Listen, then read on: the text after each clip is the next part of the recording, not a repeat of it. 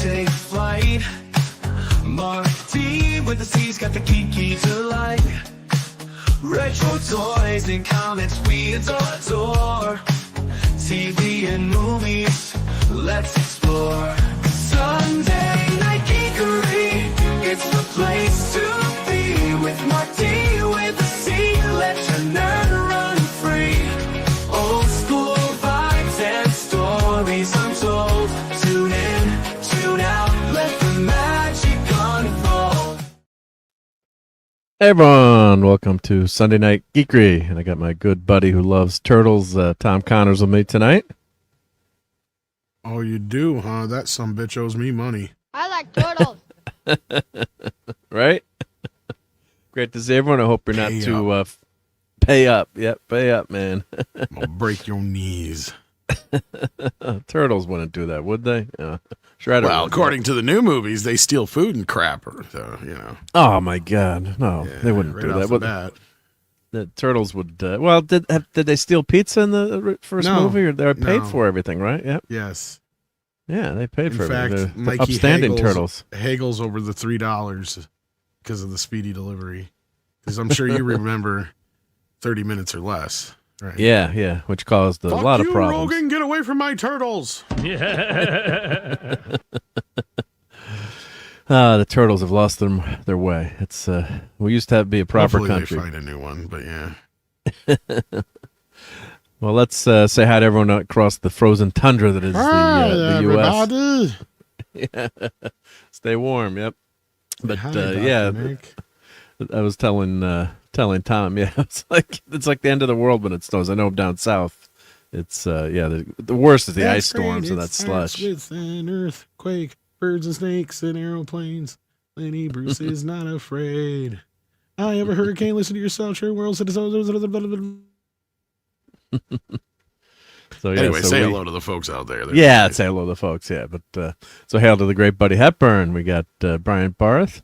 We got the Evil Empire back in the Super Bowl. It's like always take that 3 points, right? You know, when you got that shot for that field goal of the 3 points, always do that. The Seahawks are in, yep, and that was a pretty good game with the Crams, but yeah, again the Rams didn't go for the easy field goal when they had it. Yep. Hello to Claude Saline, and here hi to the great Sentai Ranger Don. Yep. Hope everyone's well despite the Power Rangers playback YouTube channel being hacked. Ouch, yeah. Don't like any hacking around here. And hail to Daniel Barry. Hey, Daniel. What's up? Doing good. And check out his channel for some great sports highlights. A lot of highlights this weekend. Yeah, the funny thing was, if you're watching the Patriots game, they tried that do like electronic lines, but then it was making the players disappear, so they had to go away from it. I guess probably because of I guess the Patriots uniforms are white, so when it snowed, yep. So when they were putting it on the field, the people were disappearing, which was hysterical when you were watching. It's like, you know, sometimes when tech is a little bit too good. Yep. Let's who else is in the chat here, and let's see, we got Buddy here saying hi to everyone, and Courtney is here. She'll be joining soon. Awesome. Yep. And carried hail, and he's saying, but where did they get all the money from? But the turtles did a lot of work, right, Tom? I would think that the turtles were hardworking chaps. Yep. Let's see. Dadman is here. Oh, and Dadman is here. You know what that means? I got to play this for Dadman here. Nice. Ah! Never that way. God damn it, Mark. Jeez.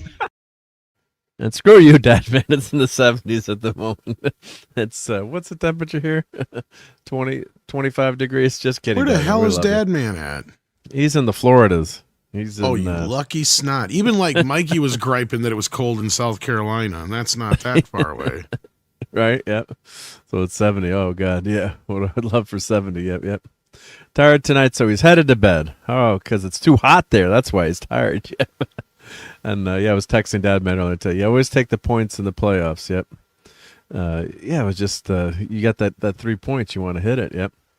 And, here, let's see if I got my Cowabunga dude Do I have Cowabunga Dude here ready to play? Oh, let me switch to my turtle brand here. Let's see here. Let's see if let's play some turtles.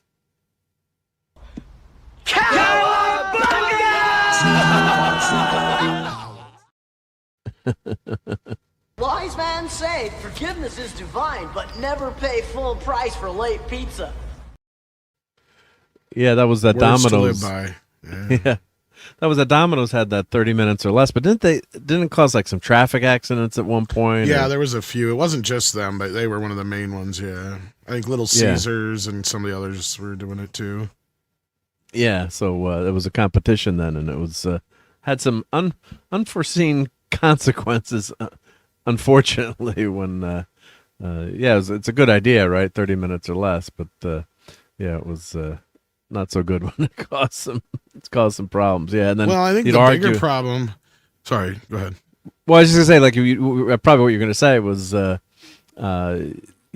about I was 1 minute late, I was 1 minute early, and that kind of stuff, right? Well, that was the issue, but like to me, the funny thing is that the pizza companies passed the buck on to us for being so greedy for wanting such a thing, when really it was their fault for causing it in the first place. It wouldn't have been such a big deal, but they generally 9 times out of 10, from my understanding, and the reason these guys were speeding and getting into accidents and such is because the pizza in the difference came out of their pocket.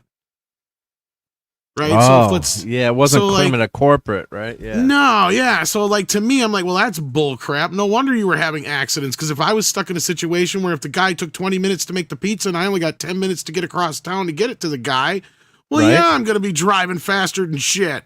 But that's not, it shouldn't be on me. It shouldn't cost $3 just because it costs the company $3. Or it should cost the company $3 is what I'm trying to say. You know what I'm Yeah, saying? yeah, But not to me, the driver, yeah. that's the thing everybody kept dancing around, where I'm just like, why is everybody making such a big deal out of this when it's really all about corporate fucking greed at the end of the day? Yeah, Like, yeah. they would really be able to clean all this up, because most people wouldn't be in such a big hurry if they knew, oh crap, well, I'm not going to get there in time. Well, I'm going to be 5 minutes late. Well, it's going to be $3 off. It's no different than a coupon at that point. Right. So, like, to me, it was just a big bunch of stupidity, and everybody was like passing the blame on everybody but the people it should have been, basically. Yeah. So and then like everyone the latched onto it too. Like, it wasn't just Domino's; it was other pizza places. Even, That's what I was saying. There's always and competition even, on top of it all. Yeah. And I think even some of our local places at the time, like, mom and pop chains said, we'll deliver in 30 minutes or less too. But think of it, Honestly, like, that's pizza, probably where it started. you think probably a local mom and pop, to compete And with then- the big guys, yeah. Yeah. But because I mean, think of how long it takes to cook a pizza. Now, when I do it on my big green egg, I'm cooking a little pizza. It takes Well, if probably it's like not 12 frozen, it minutes. takes about 7 to 10 minutes, depending on the size, right? So Yeah, but but you've got to get the order, make the damn pizza, and then get it out of the oven packed, into the driver, and then the driver, it's just the crazy logistics. I mean, that's just totally nuts. Yep, totally nuts. But we are gonna that is a segue into fast food and food and restaurants. So I did want to talk a couple minutes tonight about why I was away in Pennsylvania this weekend. So I don't know if you guys are familiar with the Sheetz chain of restaurants and convenience stores / gas stations. We did a food tier list. are they like on Buc-ee's? Nickworth. They're like Buc-ee's. Wawa's probably their main competitor. They started in Altoona, Pennsylvania. So let me share my. Let's share the screen here. So we know the Altoona Sheetz family. sounds like a fake town made up. For a No, movie. it's heart of the earth. No, I know Yep, it's yep. real. I'm just saying it just Yeah, sounds it does, like a fake right? town. Yeah, it's where they make cartoons. Yep. So let me share. Okay, share tab. I'm using Tom's tip here that I learned after 4 years on YouTube, which is working great, I must say. And let's see. Bring back the Sonics. Yep. And what's Phantom saying here? Hail Phantom says 8 minutes at Domino's start out. Over and out in the box. I know it. Wow, I did it. Wow, that's pretty amazing. 8 minutes. Yeah. But so we know the Sheetz family. So we went. The funeral was this weekend. So Steve Sheetz was the CEO, and his brother started the company, but I got to meet him a few times. A really great guy, and he was battling leukemia for a number of years. Oh, I'm sorry. And fought really hard, and yeah, just a great guy. They had this huge gathering to honor him and his legacy. And what was really, the takeaway is not, hey, if you have a choice between Sheets and Wawa, go to Sheets. I'm just kidding, but yes, seriously, go to Sheets. But no, Wawa was a good place too. But all this charity work and all that he gave back to Altoona in Pennsylvania, which is a small town there, and then he created there's a college, Penn State Altoona is there, and he created scholarships for students, a full ride for certain students who qualified for the program, and changed a lot of lives. And one story was interesting, was one of the pastor was telling a story about how they had volunteered at the local soup kitchen, and they saw one of the guys recognized in the morning because he was shoveling snow and cleaning the front steps at the soup kitchen early in the morning, like 7 in the morning, and the guy recognized him because he was pretty famous. He well known in the town, right? Yeah, if you bumped into him, you wouldn't know him, but everyone knew him in Altoona, and like, what's he doing here? Why is he allowed to do that? You're letting him do that? And they're like, well, there was a nun that ran the soup kitchen. She's like, well, why wouldn't he do that? Everyone's equal. So just the and when no one else is looking, right? Those are the kind when you know someone's character, when they're when you're doing something and no one's looking, or you're not getting credit for it, or you're doing it for credit. And CEO of a major company, doing a lot of volunteer work and community service, and Andy was a great leader of the company. So he initiated the I think they were the first company that actually had the touch screen to order. So he had seen, I guess the story was he had seen it at a trade show. He said, this is fantastic. So what's great about it, when you go to a Sheets, you can customize pretty much anything that you order, which is so awesome. And it's really fast. Like, my dad would have loved it because with his heavy accent, whenever I always joke, when we ever went to McDonald's and he'd try to order something, I'd have to translate. He was like, I would like the fries and the Big Mac and small Coke, and the person would be like, what the hell did he just say?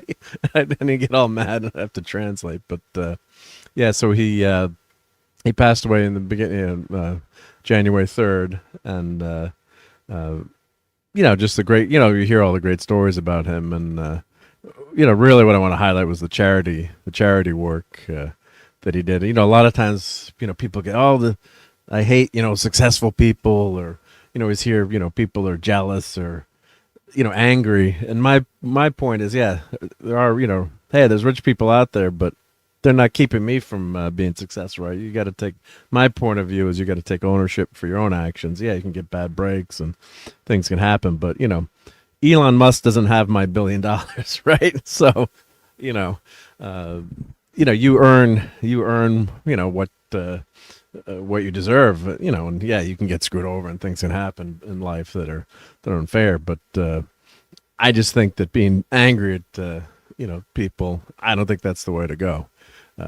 And just great to read all about and hear firsthand and know firsthand what he did. We know with the company, and then giving back to the community, which is wonderful. And just seeing, all the college students, education is the way out of poverty, right?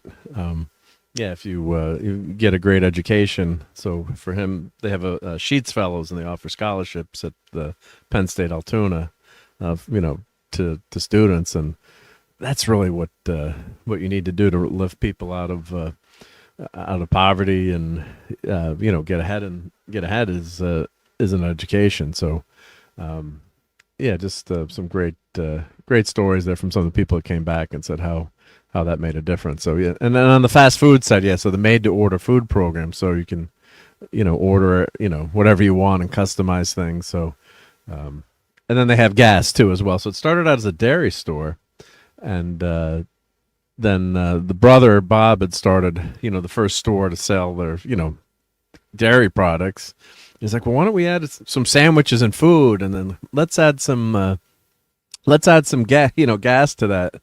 And then, then let's open another store, how it takes effect. But, nothing was, at one point in the 80s, they had a big downturn. I guess they said they'd opened too many stores too quickly. But what's great about these places, too, is that when you go, everything's really clean and the food is really good. Hey, it's not, it's not a sit-down dinner, but I think I had the best freaking milkshake I ever had.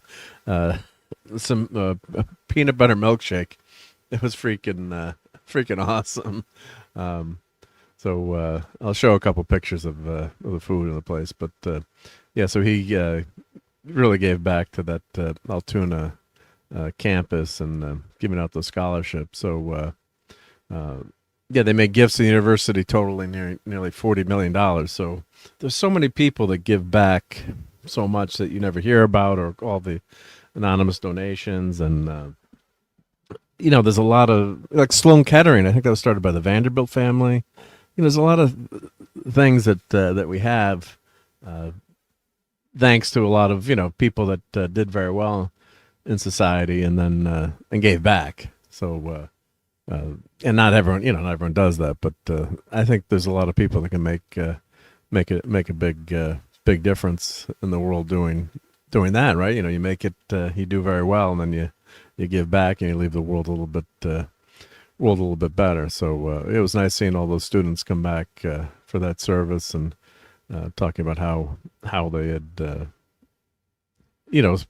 prospered thanks to these scholarships. So let's show Nick Weiser. Nick Weiser would love this stuff too. I always think of Nick with food, but so order the app and pick it up your way. So that was Steve's idea, and let's just see what all this great food, like these milkshakes and pizzas, and when you're just you're going to get your gas, right? It's nice to be able to pick up something really good like this. So. Damn, that shake was good. I think I gained a couple of pounds with that one. Let's see if order now is it going to let me. Probably not going to let me pick up. Yeah. So let's see, pick up. It's going to try to ask ask where I am here. Let me share this. Let me share this tab here. So let's see if there's no sheets near me. So I don't know in the chat. Buddy's never heard of him. Yeah, so it's a regional chain. Yep. So John Jacob Astor, not the Rockefellers. Credit where it's due. Thank you, Phantom. Yep.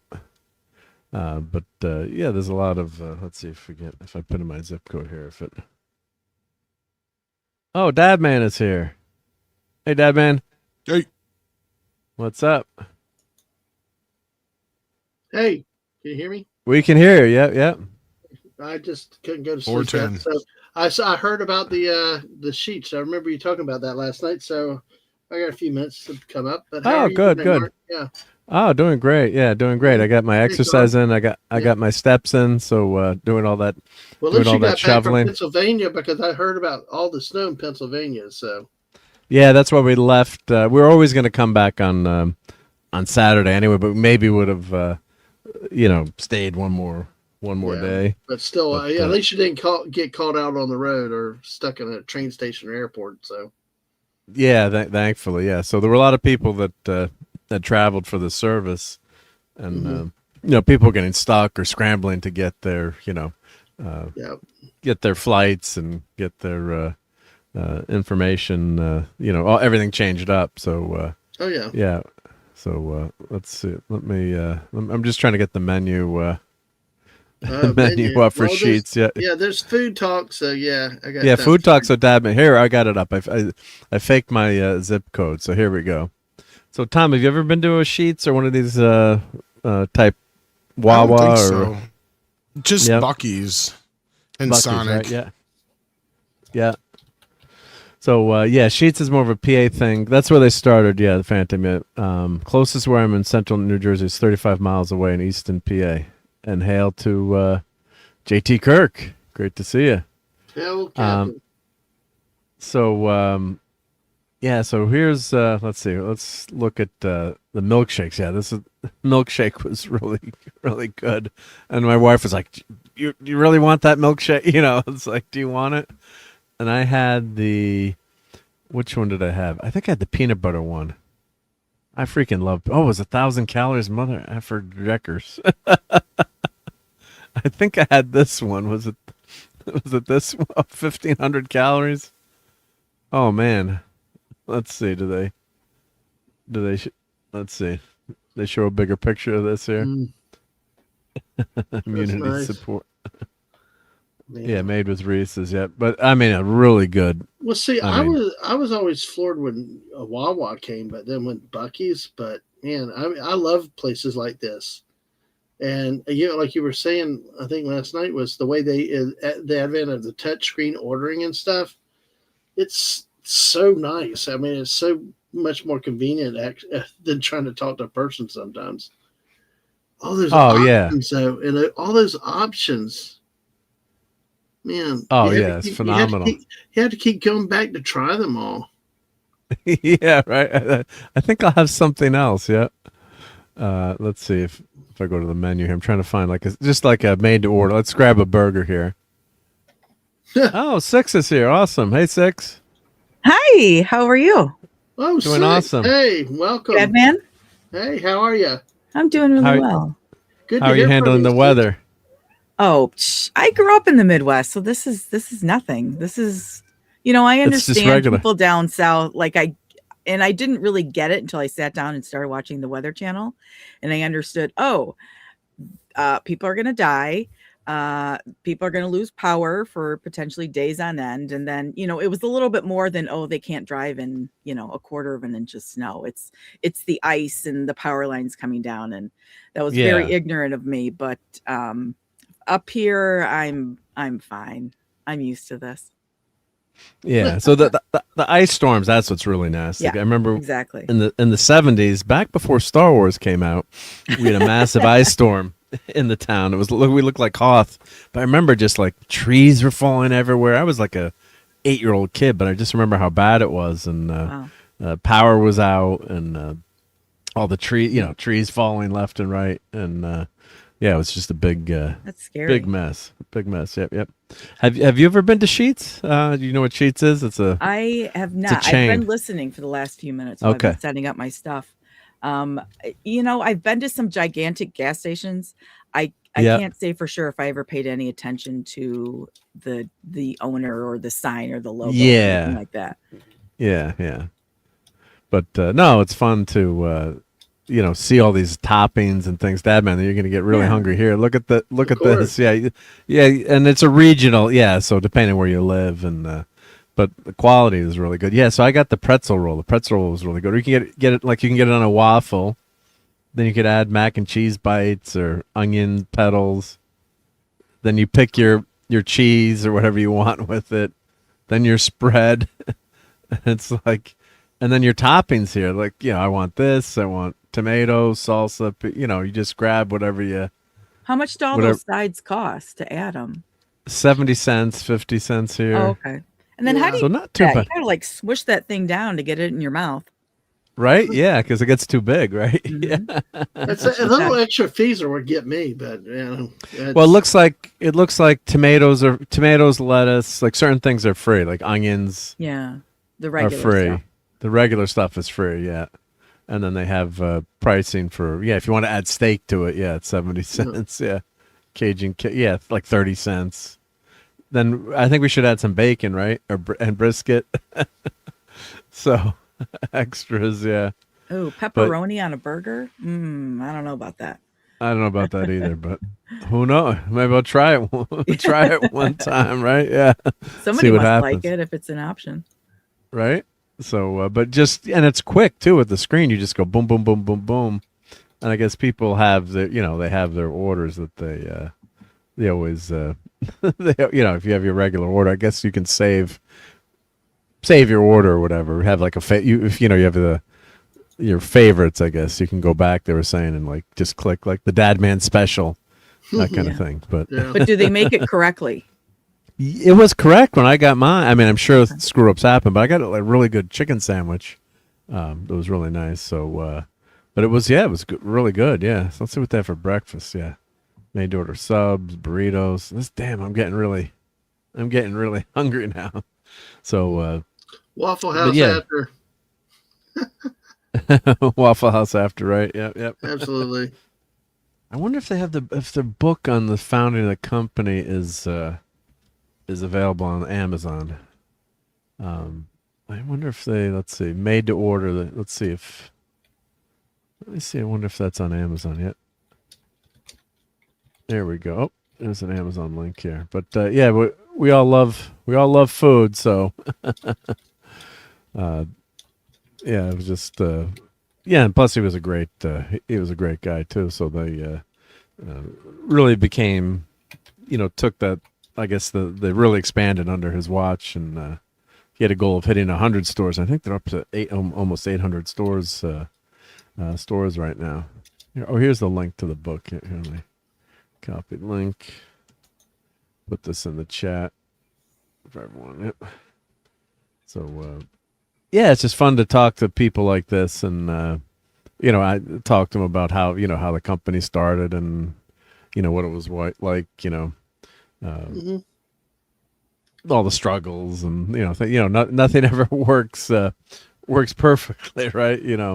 But yeah, then they really did a great job of growing the company. And yeah, so this is the story. Yeah, they started just a little teeny tiny store. So that's I guess it's a Kindle, or $5 on paperback. Okay, so not too bad. Yep. But it's just interesting, kind of like the McDonald's story. Yeah. And that kind of, it's always something innovative too, right? So you think that it's been there, done that, but there's always a niche or way to improve things. Yeah. So let's share some food photos here. I'll show you some food photos. Yay, food pictures, yes. Food pictures. All right, yeah, let's share this tab instead. Yep. So they have a little seat. I don't know if I've only been to them a few times. There's not up this way, but when we travel, we always try to hit one. So there's Steve and his brother Bob, who had the first store, and then Stan, the first generation. And there's the first store is here. This little quick shopper. So humble start. Yep. Humble start there. And let's see here. Let's go through a couple of these pictures here. Yeah. So is that started a menu, in or is that like on a blackboard in the restaurant? This is a blackboard, just like or like a wall in the restaurant with just like a decoration kind of thing. We got a pizza place that does that with the chalk right on the boards and stuff like that. Yeah. Really nice. Yep. So like here's they're ordering, like you could made to order food. These old touch screens. Looks back then, like today, that looks primitive, right? But that was super high tech back in the day, which is really great. Yep. So yeah, that's just the billboard there, and there's food. I'm not a professional food picture person, but yeah, it was like my chicken sandwich. Nothing like anything in that on the wall, right? Yeah, it never does. So different. Never does, right? I'm sure it tastes great, but it never looks like the professional food preppers do when they take pictures. Yeah, they said you can't even eat them when you make they spray it with stuff and do stuff. I was watching something with McDonald's, it's like covered with stuff. Yeah, but it at least looks pretty. It has a good presentation. It's like got a Big Mac the other day, and like half the Thousand Island sauce is off the side of the bun and the wrapper, and it's very sloppy. It's very sloppy to eat. I mean, I like my sauce. I like to get what I paid for, but but then again, not on the side. Yeah, you don't want to wear it either, And there's the milkshake. You can't convey how freaking good it was, but I'm sure. Yeah, that was the 1,000-calorie one that you. Oh my God, I can't believe. I've been watching my weight. I've actually been losing a little bit of weight, trying not to find it again. But my treat is always like we go on a road trip. Not always, but I'm like that when we're kids. Mom and Dad would let us get a milkshake at McDonald's if we're on like a road trip or driving somewhere, on a family vacation. Like So, somebody I like, talked to tonight said, well, you got your health concerns, you have to watch out for things, but sometimes when you go on the road on a trip, well, you leave the diet behind, especially for Right. a shake like that. I had they got this looked pretty good too. So they did the I guess they do the layers with the chocolate syrup, and then there's bits of peanut butter in there and whipped cream. And I only have one problem though with a lot of places that are doing shakes like that though. And it should be an obvious question. Fill it up to the top of the dome, yeah, with more of the ice cream or more of the whipped cream. It's like getting a Slurpee at 7-Eleven. I put the dome on and it's jack that thing all the way to the top. With no air left, I didn't need more calories. I guess this would have been 1,500 calories if it went up to the top there. Hey, if I'm going to pay for it, I'm going to pay for it, Well, you know what they did? They stopped a lot of the self-serve soda places because they were showing like I was watching videos on X and people going up with like coolers and like jugs and stuff and filling up. Well, some of the water bottles that like my coworkers come into work with, I'm like, are you seriously going to drink that entire thing? It's it's just they're huge, and I can see people like going up to the fountain pop machine and filling those things up. Yeah, we call them we're calling it a bladder buster. Yeah, or like when you go to a movie and you like one of our places we go to, they had like really massive cups, but they made like the cup holders in the old theater were like small, so then they had like the bottom was small, and they had these big huge cups so it would still fit in, and we're laughing at the guy like, that's the bladder buster. Like, how do you expect us to make it through a 2.5 hour movie drinking that? Yeah. And they always make it cheaper to get the big one too. Like if you're going to get a large popcorn, well, it's actually more expensive to get a small drink with it. So you may as well get the bladder buster size cup. Yeah, get the bladder buster. Yep. So I actually did the AMC thing for $30. You get popcorn. Your popcorn is half price. So I figure even if I go like 5-6 movies this year, it'll pay, because I always get the large popcorn. So I did the popcorn. The popcorn thing for the year. Oh, that's cool. So, it's $30 for a year? Yeah, and then you get free refills, I think. Not that I could ever do it, but yeah, you get it's a pretty good deal at AMC. Yeah, that's a very good deal for a year popcorn. Yeah, you get half price. Well, half price. What was it? Half price. Let me look it up. AMC popcorn. That's a good. 3-4 movies you've already, pay for it back that because popcorn. It's just ridiculous. Well, last Monday was National Popcorn Day, and Cinemark had on the 18th and 19th had bring your own bucket in, and basically I took a 3-foot garbage can in with a garbage bag inside. Yeah, and they filled it up. It's like it was 3 extra larges to fill it up for $8. Wow. Yeah. Like, yeah, I went in weirdly. Like, I'm like, this is embarrassing. Nobody else is going to do it, but people did. Somebody had a Lowe's bucket, and others had other things. But like, and I ate almost all the popcorn this week. So, but yeah, so you get for $30, you if you're an AMC Stubs member, join for free during checkout. So I guess it comes with the Insider Club. Yep. Okay. And then you pay 50% off a large popcorn every day through the next year. Yeah, I haven't been going to movies like I used to. There's not really been a great group of movies to watch either. But but so it's $30 and then half off throughout the year. Every day. If you want, that's still a good deal. I mean, right? Yeah, you're going to pay. It's been that. There'll be movies that I want to see, and then by the time I'm like, okay, I've got this day off, I don't have anything going on, I'm gonna go. Oh, it's gonna be on streaming next week, so I may as well just wait. That's what people. Well, that's the problem. That's what people do. It's such a quick turnaround. Mm-hmm. Yeah, but I don't wait on purpose. It's not something I'm wanting to go on opening day. If I don't go on opening day, it's going to be a few weeks before I see it. Yep. And I was sick when Avatar came out, so and I still, coughing. I had bad flu, Ouch. end of November last year.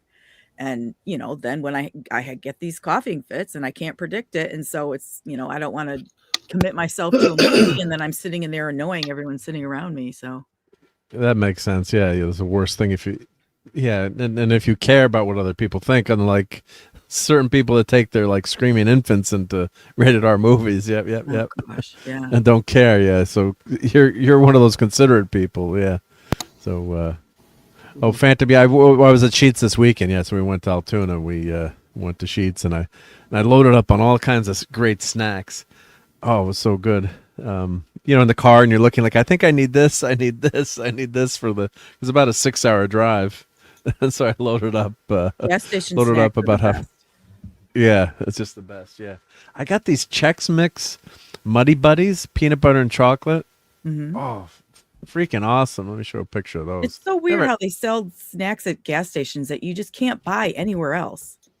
Never saw them. Such a niche market.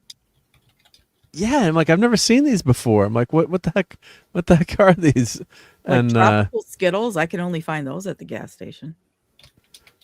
yeah, so there's so many things that you can't find, and I'm like, and then my wife is teasing, you really need those? I'm like, Yes, I do. I'm an adult. And then I broke them out. She's like, No, can I but try I some? want them. Yeah. And then she's like, these are pretty good. I'm like, they're mine. So that's what these guys look like. So I guess you could make it at home, but That's like puppy chow. Have you ever made puppy chow? no, what's that? That's you take Chex Mix or Crispix or Crispix or something. One of those. Oh, that shit's awesome. Yeah, and then you mix it with peanut butter and I think melted peanut butter, melted chocolate, melted butter, and powdered sugar. And you just stir it all together, and it's like the messiest snack you could probably make. Definitely not something I would eat in the car. No, you sound like These my were- wife. You sound like my wife combining all that stuff together. I'm very everything separate, but she'll throw M&Ms and chocolates all in the popcorn all the time. Mm. Yeah. Oh, I do love M&Ms or I love Reese's or peanut butter, into the popcorn. Yeah, But then that's they fall really to the good. bottom, don't they? They Yeah. do always fall to the bottom. It's amazing. You're like, you got to shake it. It's like they don't find their way to the bottom. I guess yeah. So you're right. Yeah, you probably could make this at home, but Then you yeah, have oh my, pain in the butt. yeah. But these look good. I mean, oh god. So that was a good snack in the car. Yeah. So I got a chicken sandwich and hi to Cypher Chaos. Sorry, when I'm sharing the screen, sometimes I miss the chat. Yeah. Oh, is that for only one popcorn? If your kid goes, can they use that membership? Well, I mean, if they have your membership card on their phone, I mean, like you just have to use yours, or you can have your Stub Club, scan your card. Yeah, they could use it. It's for one popcorn, and Yeah. I think you get free refills with the Stub Club too. I think you can get a free refill. It's been a long time since we've been to AMC, but we usually do Cinemark. But there's one that's refillable and one that's not. So Yeah. it just depends on if you get the right one. I'm usually so sick of popcorn when I walk out of a theater. I just never eating popcorn again. And then you go back and we gotta get popcorn. I've started moving up to nachos sometimes lately. So And hail to Lenrod. Says, hey-oo. so he's back to Linrod now. Oh, it's just I don't know, YouTube moving all the names around. Oh, It's because got me. I guess if you change your handle, right, you could go in and change your handle, right? Yep. Because Lenrod wasn't showing up as Lenrod for forever. Yep. I think there's a way to change it. Yeah. Oh, I could have said hi to Punxsutawney Phil. Yep. Hey, I see Nahums. Yep. Yeah. Now on that other picture, the one with your chicken sandwich, what is that on the side? These were deep fried onions. Oh, Like onion fritters, they called them, I guess. Yeah, so not like a full onion ring, which is actually kind of good, I thought. It was like really, I was thinking, because potato wedges. yeah, because sometimes onion rings are like, they get kind of slimy in there. Mhm. But yeah, and the chicken sandwich was phenomenal. It was really good. It was cooked perfect. It wasn't, I hate like overcooked dry chicken. It's gross. So the sandwich was top notch. And I got the pretzel bun, which is really good too. That was nice. Oh, that's why it looks different than the hamburger in Yeah, that it's a picture. pretzel. Because of the bun. Okay. Pretzel bun. Yep. I got my toppings on there. Yep. And there's my milkshake. Oh, and this was some pierogies we got for dinner the next night as an appetizer. Sometimes these food pictures don't come out. It looked really good there in the bar, but pierogies are very. That looks fancy. Yeah, it was fancy. Yeah, it looked good. It was it was a hole in the wall bar, but yeah, it was really really good. Yeah. And then what else? And then I had grilled cheese and tomato soup. It's the way to go, right?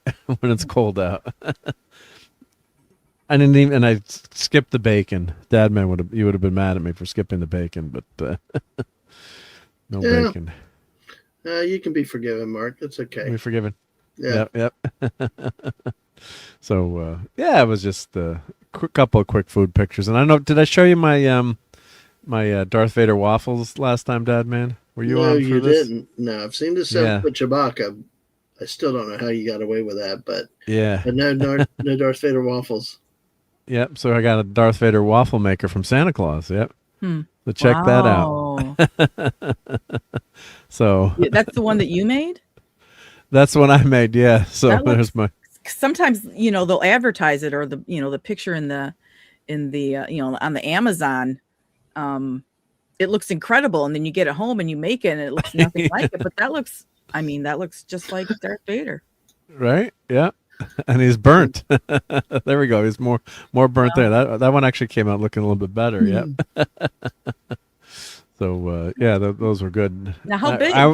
Like how many inches? They're small. They're like 5 inches, but you make a bunch of them, you're good. Yeah, it's a very small little waffle maker. And so for your kids, that's cute. Sure, yeah, so it's cute. Yeah, there's my hand. Yeah, that's kind of a small plate actually. Yep. So yeah, it's mini waffle maker. Don't say how big it is, but yeah, if only Darth Vader knew, right? Merchandising. Where's my cut? Yeah. Yeah, but can you imagine waking up to that when you're like 10 years old? Mom made Darth Vader waffles for you. That would be incredible. Never underestimate the power of the double stack. I got 3 of them stacked up here. Yeah, that was yummy. Yep. And you gotta have the powdered sugar too. Yep. Oh, that was dinner one night. So yeah, that was good stuff. Oh, and if you like to drink, I just found this place online, Noble Mix. These were really good. So they're like individual servings of cocktails. So you could make like a margarita, or they have. I don't drink alcohol anymore, so they have a lot of single serve, like non-alcoholic, or you can make it alcoholic if you want. And then you you fill the bag with alcohol here, and you mix and you shake it, and then you put it in the freezer, and it makes like a slushy. Huh. They were very popular over Christmas. Were those little packets? Good. Were those little packets there? Is that like a Kool-Aid packet? Is it powder in there, or what's? Yeah, it's like a powder. Yeah, so it's like a powder. So it's a single serve. So this would be great, like if you're on a picnic or something, or traveling, or somewhere you want to drink. And then these traveling, yes, drinking on the go. On the go, yeah, not in your car though. Not in your car. Don't drink and drive. Not in the car. Not in the car. Don't drink and drive. Yeah, but like on a when you're without your blender, right? Movie theater, yeah. Yeah, but these are really good. So it's Noble Mix is the name of the place. So you can put them. You put the alcohol, like it's a mix. So you just add like your alcohol, and sometimes there's some water or seltzer, whatever you put into it, and then you make your. You put that in the freezer. So yeah, here's and let me get to JT Kirk gave an awesome super chat here. So let me play. Let's see, what does he say here? I find your lack of chocolate chips disturbing. Thank you, JT. Yeah. So we had a new member too. Teague is here. Canadian cry. Awesome. Thank you so much, Admiral Teague. Great Admiral Teague, who is saving Star Trek. So let me let's see. Let's play a couple of I got a 1 or 2 Star Trek clips here. Your agonizer, please. No bloody A, B, C, or D. Captain, I see no reason to stand here and be insulted. Brain and brain. What is brain? So thank you very much, Admiral Teague and JT Kirk. Let me play some. I got some Star Wars. I got to have some Star Wars clips here. Let's see what we got for Star Wars. It's because a droid don't pull people's arms out of their sockets when they lose. And there we go. Whenever you switch brands, it really royally screws up. Yep, here we go. Well, I am your father. I am all. Are you sure you don't want blueberries in your waffles? Oh, nice. So thank you guys for those super chats and joining at the Silver Surfer level. Admiral Teague, awesome. Nice clips. The real Star Wars, so. But Mark, I've got to drop out now. I got to get a long week ahead. You're going to Waffle House, I know, right? No. I got to get to sleep. Work's kind of pushing me this week, so I'm going to go get to bed. I did want to jump on for a minute when you talked about sheets. So obviously great food. So, and of course, now you got Tom, you got Six, especially Six. It's great to see you again. Good to see you, Dadman. I hope to talk to you again soon. And say hi to Mrs. Dadman. I will absolutely do that. I've been listening to her morning streams. I just don't jump into chat. Oh, I understand. Well, appreciate it. I will definitely let her know. You know, we always like to know when people are lurking, but also understand that it can't always pop in. But it's great to know you're still around. We weren't sure because we still got to get that Fortnite organized. 100%. 100%. Been doing more lately. So anyway, right. Six, the best to you, Tom. Take care. Hope things start work. You know, things go good for you, dude. And Mark, as always. Thank you. Yep. Thank you for being here. Damn it, Mark. And here, let me put in the missus because she, ladies first, right? So let me put in her channel first. It's in my show notes below, of course. But here's Mrs. Dad. Everyone here has got to be subbed to Mrs. But you never know. We always got a lot of new people on the vertical. So there's the Mrs. Exactly. Mrs. Some channel. Her before me. We're trying to get her past me and then up to 1,000. So. Well, she is better than you anyway. So. Well, she is, and she's monetized, and you know what? She is a lot better than me. I give it. Exactly. She doesn't create her own foreign language like I do half the time. So, all right. And no snow day for you tomorrow. See what happens. You live in that sunny, beautiful Florida. Technically, next Monday, the first model next week we're supposed to like 20s, like low 20s. There was a model the other day and it's 9 days out, so you can't really take stock in them, but they had 2.8 inches of snow in our town, 3.5 inches in Orlando. Now, if anything, half of that came true, all Hades will break loose, Right? I mean, that'd be a disaster. Yeah. Exactly. But have a good night, everybody. Y'all take care and have a great stream, everybody. Good night. Thank you, Dadman. All right. Take care. Yep. And when Dadman leaves, we also play this. Where'd they go? Right there. Oh, screw you. I love the missus. Right there. Where'd they go? Right there. Yeah. And fans says, also, look, you abandoned me and left me with Uncle Owen, and now you come crawling back. Yeah. So here's some of the Noble Mix cocktails here. So, consume responsibly, but they were a big hit with everyone. They look over good. The holidays. Yeah, they were really good. Drink. Yeah, it was good stuff. Yep. So it was, and it's like we go to go for picnics or go somewhere. It's like it's a lot more convenient. Yep, to have a fancy drink that way, which is always good. Yep. So good stuff. Yep. So I guess let's hit to some of the promised show topics. I guess. Yeah. Why don't we? Should we talk about Masters of the Universe or? What did people think in the chat? Oh, and Steve Mitchum is here too, so I got to say hi to Steve Mitchum. I think I saw his name pop up in the chat. Did it, or was it? Oh, was Steve there? Well, Steve, if you're there, hail to Steve Mitchum. I thought I saw his name. Steve. For some reason, I thought I saw. Well, I've been drinking too much, I guess, right now. No, I haven't. Have you been drinking tonight? No, I haven't. Yeah, I don't drink anymore. So no. All right. So why don't we? I did clip the Masters of the Universe trailer. Six. Are you a Masters of the Universe fan at all, or obviously no He-Man, but even a tiny bit. Not even a tiny bit. But I get it. You get it, right? I understand that people are fans. Yeah. Somebody call up my slides for that. But yeah, Masters of the Universe, I was a little bit too old at that point. I mean, I knew all about it and, ended up watching some of the cartoons. And when did it first come out? Was it late 80s, early 90s? Let's see. Masters of the Universe. Where's Tom? I'm sure he knows Tom was the expert. Yep. Okay, what am I expert? When did Masters of the Universe cartoon first premiere? Was that early 90s or was that 83? Late 80s? Oh. 83?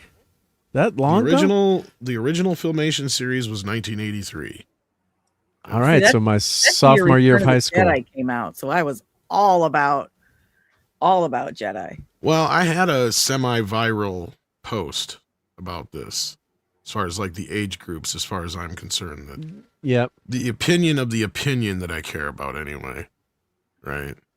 And that's just because like the toy came out in 82, and it had reached its peak in 84, 85, and it had fallen off a cliff between 86 and 87. And that's when the movie came out and bombed. And the franchise was pretty much dead. Then they tried reviving it again in the late 80s, early 90s. That was short-lived. Then they tried again in the early 2000s. That was well received by the fans, but evidently nobody watched it because it got canceled, I think, after 2 seasons, I think it was, or a full season, and then it never got finished. That's all I know. It died out again, yeah. Yeah, and then, of course, we know all the Kevin Smith and the DreamWorks that shows and all that stuff, and She-Ra and He-Man were separated, and the Filmation show has been sold like 3 times over to different companies. And yeah, so Mattel, I think, ended up doing a deal to get the rights to certain characters they didn't have before, like Orko and stuff like that. But yeah, it's a convoluted mess. Yeah, so this trailer dropped, and it's beating the Doomsday trailer, I guess. Interesting. In terms of views, yeah. Here, let me pull up the trailer. Yeah. Now, what I did a slideshow of the trailer, and yeah, JT says, yeah, 1983 wasn't that long ago. That was my first year at the main high school, because the high school back then was only 3 years. When I went, it was sophomore, junior, senior. So yeah, so I was more interested in girls and sports and that kind of stuff than than He-Man. Yeah, 82 was the toy, so it was kind of just after my time. But of course, I watched some of the cartoons, but I wasn't buying the toys and getting into it. And let's see if I was saying that name, Caradinas. Early 2000 was great. It wasn't nobody watched. It was that no one was buying the toys. Okay, that could cartoon. Be too. Yeah, well received. Yep. And I do have my Sears catalog. I don't have ratings in front of me, so. But it didn't. Yeah, Phantom says, according to Mark, 1989, 46 years ago was a little while ago. We never want to think you're getting up there, right? Yep. So here, let me share this slideshow here. So I clipped it like we do on Toxic Tuesday. So it's coming out June 3rd, and I did like the look of a lot of this stuff in terms of the world. We'll get to He-Man and some of that stuff. Trailer looks painfully CG'd, kind of hard to. Or just as I said, that Lenrod doesn't like the way it looked, but that's okay. I didn't think this looked bad, but then again, I'm not the massive He-Man fan. And I guess is that bird any significance, Tom, or in the cartoons? Yes, that is the sorceress, basically. Oh, that's the sorcerer. Oh, that's who that is. Okay, yep. Now that's as soon as you said she that. can't leave Grayskull. The only time she can leave Grayskull is in that form. Gotcha. Yep. So we got Grayskull here. Now, yeah, that does look very CGI-ish, I guess. Now that there was something about model work too that just always looked more. When they this got looks those very CG, especially when they zoom in the mouth and all that stuff. Yeah, it's something that's missing. I mean, it's not a bad design. I like that. I like that. I think that's cool. It looks fine, but if you really look at it, there's something. They're not building a model of this, unfortunately, and Andy Masterson would build something really cool. Yep. And Donnie says, cool trailer. I will wait till the movie itself streams on Amazon Prime Video, but they want you going to the movie theater. Let's see. Well, I wonder what the popcorn bucket will be. Probably Grayskull. They have to do it. They would have to do a Grayskull pop. Yeah. Wouldn't you think, guys? Yeah, I would think so. Yeah. So. Or maybe He-Man's hair upside down. That'd be. Sorry. And Brian has got a question here. Marc D with a C and Tom, what makes, and 6'2", right? Yeah. What makes He-Man great but not campy? Well, you want to go first, Tom? Well, first of all, there's this thing that's been thrusted upon it for years that it's campy, that it's quiche, that it's homoerotic, that it's all these things that are basically the memes and other things that people have put upon it, or however you want to, or projected upon it. The initial show is very sincere and innocent. And the thing is it was put under a huge microscope because it was the first TV show after the law was passed by Reagan that they were allowed to do TV shows based on toys. So they knew they were going to be under a lot of scrutiny. And they did everything they could to make the stories good, to give them morals. He-Man actually never punches anybody, which is funny. I mean, because the amount of, parents groups that went after the show for the violence, it was hilarious because there was not all that much violence in the actual show. Probably more so in Transformers and G.I. Joe than ever was in He-Man. But and back then, just to add, there was a ton of the morality police were in full force in the 80s against Dungeons and Dragons, Ozzy Osbourne, heavy metal music, Tipper Gore. It was a big movement back then. Parents. This show was the first one to have today we learn that this is not good and blah, blah, blah, blah, blah. And if you have this happen to you, tell a parent or a teacher. That was the first show to ever do that. And they did that to double down to make sure that because the whole thing was with that law is that it had to have certain morals and educational value and messaging and all that kind of stuff, propagandistic in a way, but also it's like, okay, well, we just want to make sure that the shit that's going out there to our kids is, clean, good, wholesome entertainment, kind of something that's missing today, I guess, in a lot of ways. And my problem with it is that over the years, the what's up or what's going on meme or whatever you want to call it has become popular. And this whole idea that, it's just one big gay allegory. And then you had the commercial where Skeletor and He-Man were dancing to Time of Your Life from Dirty Dancing and doing that whole bit. So that kind of stuff has just kind of permeated the pop culture. And that's the kind of crap that people think about when they think about Masters of the Universe now. And a lot of these people that are talking about it that way or defending the trailer or going after people like me, I don't think they've watched the TV show ever or in years because they're calling it camp, they're calling it this, they're calling it that. It's like, it's none of those things, right? Like Batman from 66 is closer to camp than He-Man ever was. If there was any humorous moments or goofy moments, they came out of character moments, right? Like generally Orko was where the humor would come out of. But it was a joke among the stars or your heroes. It wasn't, they weren't making fun of themselves. Orca, I guess, was a butt of jokes. Well, he was just like funny. Yeah, he was the comic relief. The comic relief, exactly. Yeah. So, but yeah, I never, yes, as have much Skeletor go off once in a while on the bad guys, and that was fairly popular. But Skeletor was also treated in a way where he was a lot more tame than most bad guys would be, right? Like his whole thing is he just wants Castle Grayskull and to get rid of He-Man, right? Like that's pretty Yeah. basic. And he's It's his surrounded rival, by bumbling boobs. Like that's just happens to be his bane. But the show itself always took itself seriously, though. It never was a show making fun of itself. Well, you had guys like you had people like DC Fontana and other guys who worked on Star Trek and other sci-fi shows and other stuff that wrote for this and DC Comics and stuff. And you also had, people that went on to work on Batman the Animated Series and stuff like that worked on this. So the pedigree that worked on the show, considering how quote unquote cheap Filmation was. He-Man was actually ever cheap. No, look good for the time. I was going to say He-Man was actually one of their more higher quality shows, even though they reused a lot of stuff from other stuff all the time. Like even He-Man was a lot of stuff recycled from, I think, was it Brave Star? I think so. Yeah. So, and Phantom is saying he was born the day that Charlie X premiered. Oh wow, that's interesting, Phantom. Yep, 60 years old. Yep. But yeah, I never thought He-Man, yes, it's a kid show, but damn it, it's a show made for kids, right? It's not supposed to be Conan the Barbarian either, although it has its, that's its origin, lineage. But basically the pitch for He-Man is it's Conan meets Star Wars, right? Like that's really what it is at its core. There's sci-fi aspects, it's sci-fi fantasy, because you've got, the swords, right? You've got the lightsabers and the, quote unquote, and then you got the swords, and you got spaceships, you got magic, which is the Jedi Knights, you got the sorceress.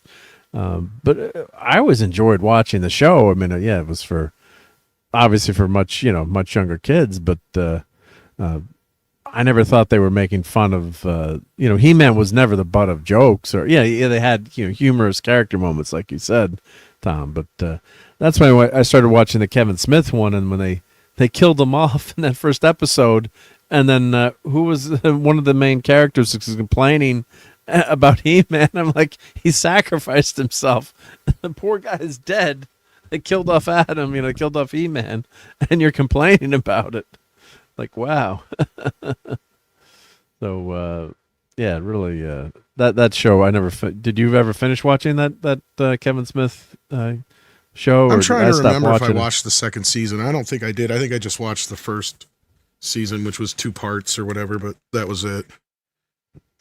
And then we got a question here. Yeah, do you have any hope with Jared Leto as Skeletor? This is probably his last chance with major blockbuster. Nope. You don't have any hope? Nope. Not He'd be fine as Keldor, but not as Skeletor. Yeah. So we don't really get any of his performance in this trailer. We just see it's a teaser trailer, so you see him in the makeup, I guess, or is it CGI? I don't know if it's maybe it's probably all CGI motion. It's got to be CGI like motion full body capture. Suit with a CGI face is my guess. CGI face, probably. Yep. So yes, this is all very. Yeah, this does. I love the fantasy and the sci-fi combination here, but it does look CGI. I gotta say, looking at it, some of it looks very AI. In fact, I've seen some AI trailers that looked better in some respects. Yeah.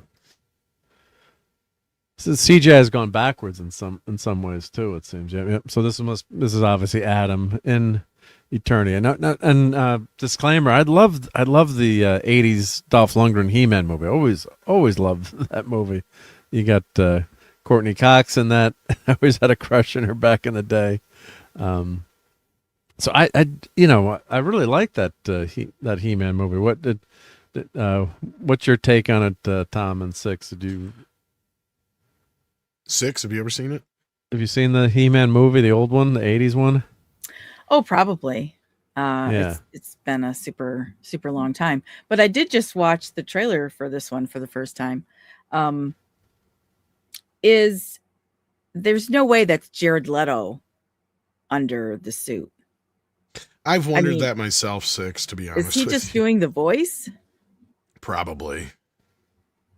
Because he's not that big of a dude, right? I think he'll play, if they have a flashback to when he's Keldor, he's perfect for Keldor. Oh, okay. But I wonder if they had like a bodybuilder or if he is just wearing like a bodysuit and they did a motion capture. I have no idea. I mean, he has a body more like a runner. He's very lean. He's muscular, but he's very lean. Yeah. Well, whoever is, if it's him or whoever it is clearly wearing like a bodysuit. Okay. Like, especially when you get to the close, because that was one of the things that people are poking fun at is that Skeletor doesn't have nipples. Oh. No. Because there's got to be a reason that they picked Jared Leto. It can't be for the name. People Honestly, who are I going think to go it was to more for the name, but yeah. You think people who are going to go to a Masters of the Universe, are they going to go? I don't know. I mean, I'm not. But you think it's sometimes it's like investors, like we need a big name in this because who is this? Who is Adam here? I've never seen this guy before. Or, that's the problem. You got nobody else really that's a quote unquote A-lister name. Yeah, he is the biggest name in this, isn't he? Idris Elba's probably second, which is still not. I mean, that's still not saying it's. I love Jared Leto, but I wouldn't say that he's necessarily a box office draw, but I don't know. Yeah, that's the debate, right? That's the thing. He would have signed on to this before Tron and some of the other stuff. Well, Tron did really well, right? Just kidding. Have you been on vacation? Or? Yeah, I'm joking. Yeah. I've been frozen in the snow. Yeah, I was on Hoth. Yeah. Like, however bad the first two did, this one actually managed to do worse. Worse, right? Yeah. So, and shout out to Lunrod. He's got not feeling well, and something died under his house that he can't get to. So, hopefully it's not human. But then again, no, not human. Yeah, it was the remnants of Tron's film. Yeah, but that's happened to me. That's the worst. A few times, something crawled under my deck. Oh, I was gonna say you've had a few dead people under your house, or what? Not that I know of. But after a few days, it just kind of goes away. Oh, that's so bad though. Yeah, with that bad smell, and you can't get rid of it. Hope you do well. Yeah. Yeah. So I don't think there's any big stars in this movie. Like, not a ton. No, there's a few voice actors. And then Maria Baracaraga, however say her friggin' name, the girlfriend from Deadpool. She plays the sorceress. Okay. Marina, what is the hell her name? I always forget her name. I forget her name now too. Yep. The girl. What's her? Monica Baccarin. That's it. Yeah, Monica Baccarin. That's it. Baccarin, if I'm saying her. I never can say anyone's name right, so apologies ahead of time. Yeah. Oh, Karen Mess says that Mr. H's sources seem to say, well, of course, if he all his sources always say something's good. Yeah. What's that? I mean, nothing. Okay. Source about this, but I mean, there's really, yes, it's a teaser, so I mean, you can't say the movie's gonna suck just from a teaser trailer, but you can pick out things you don't like or not like.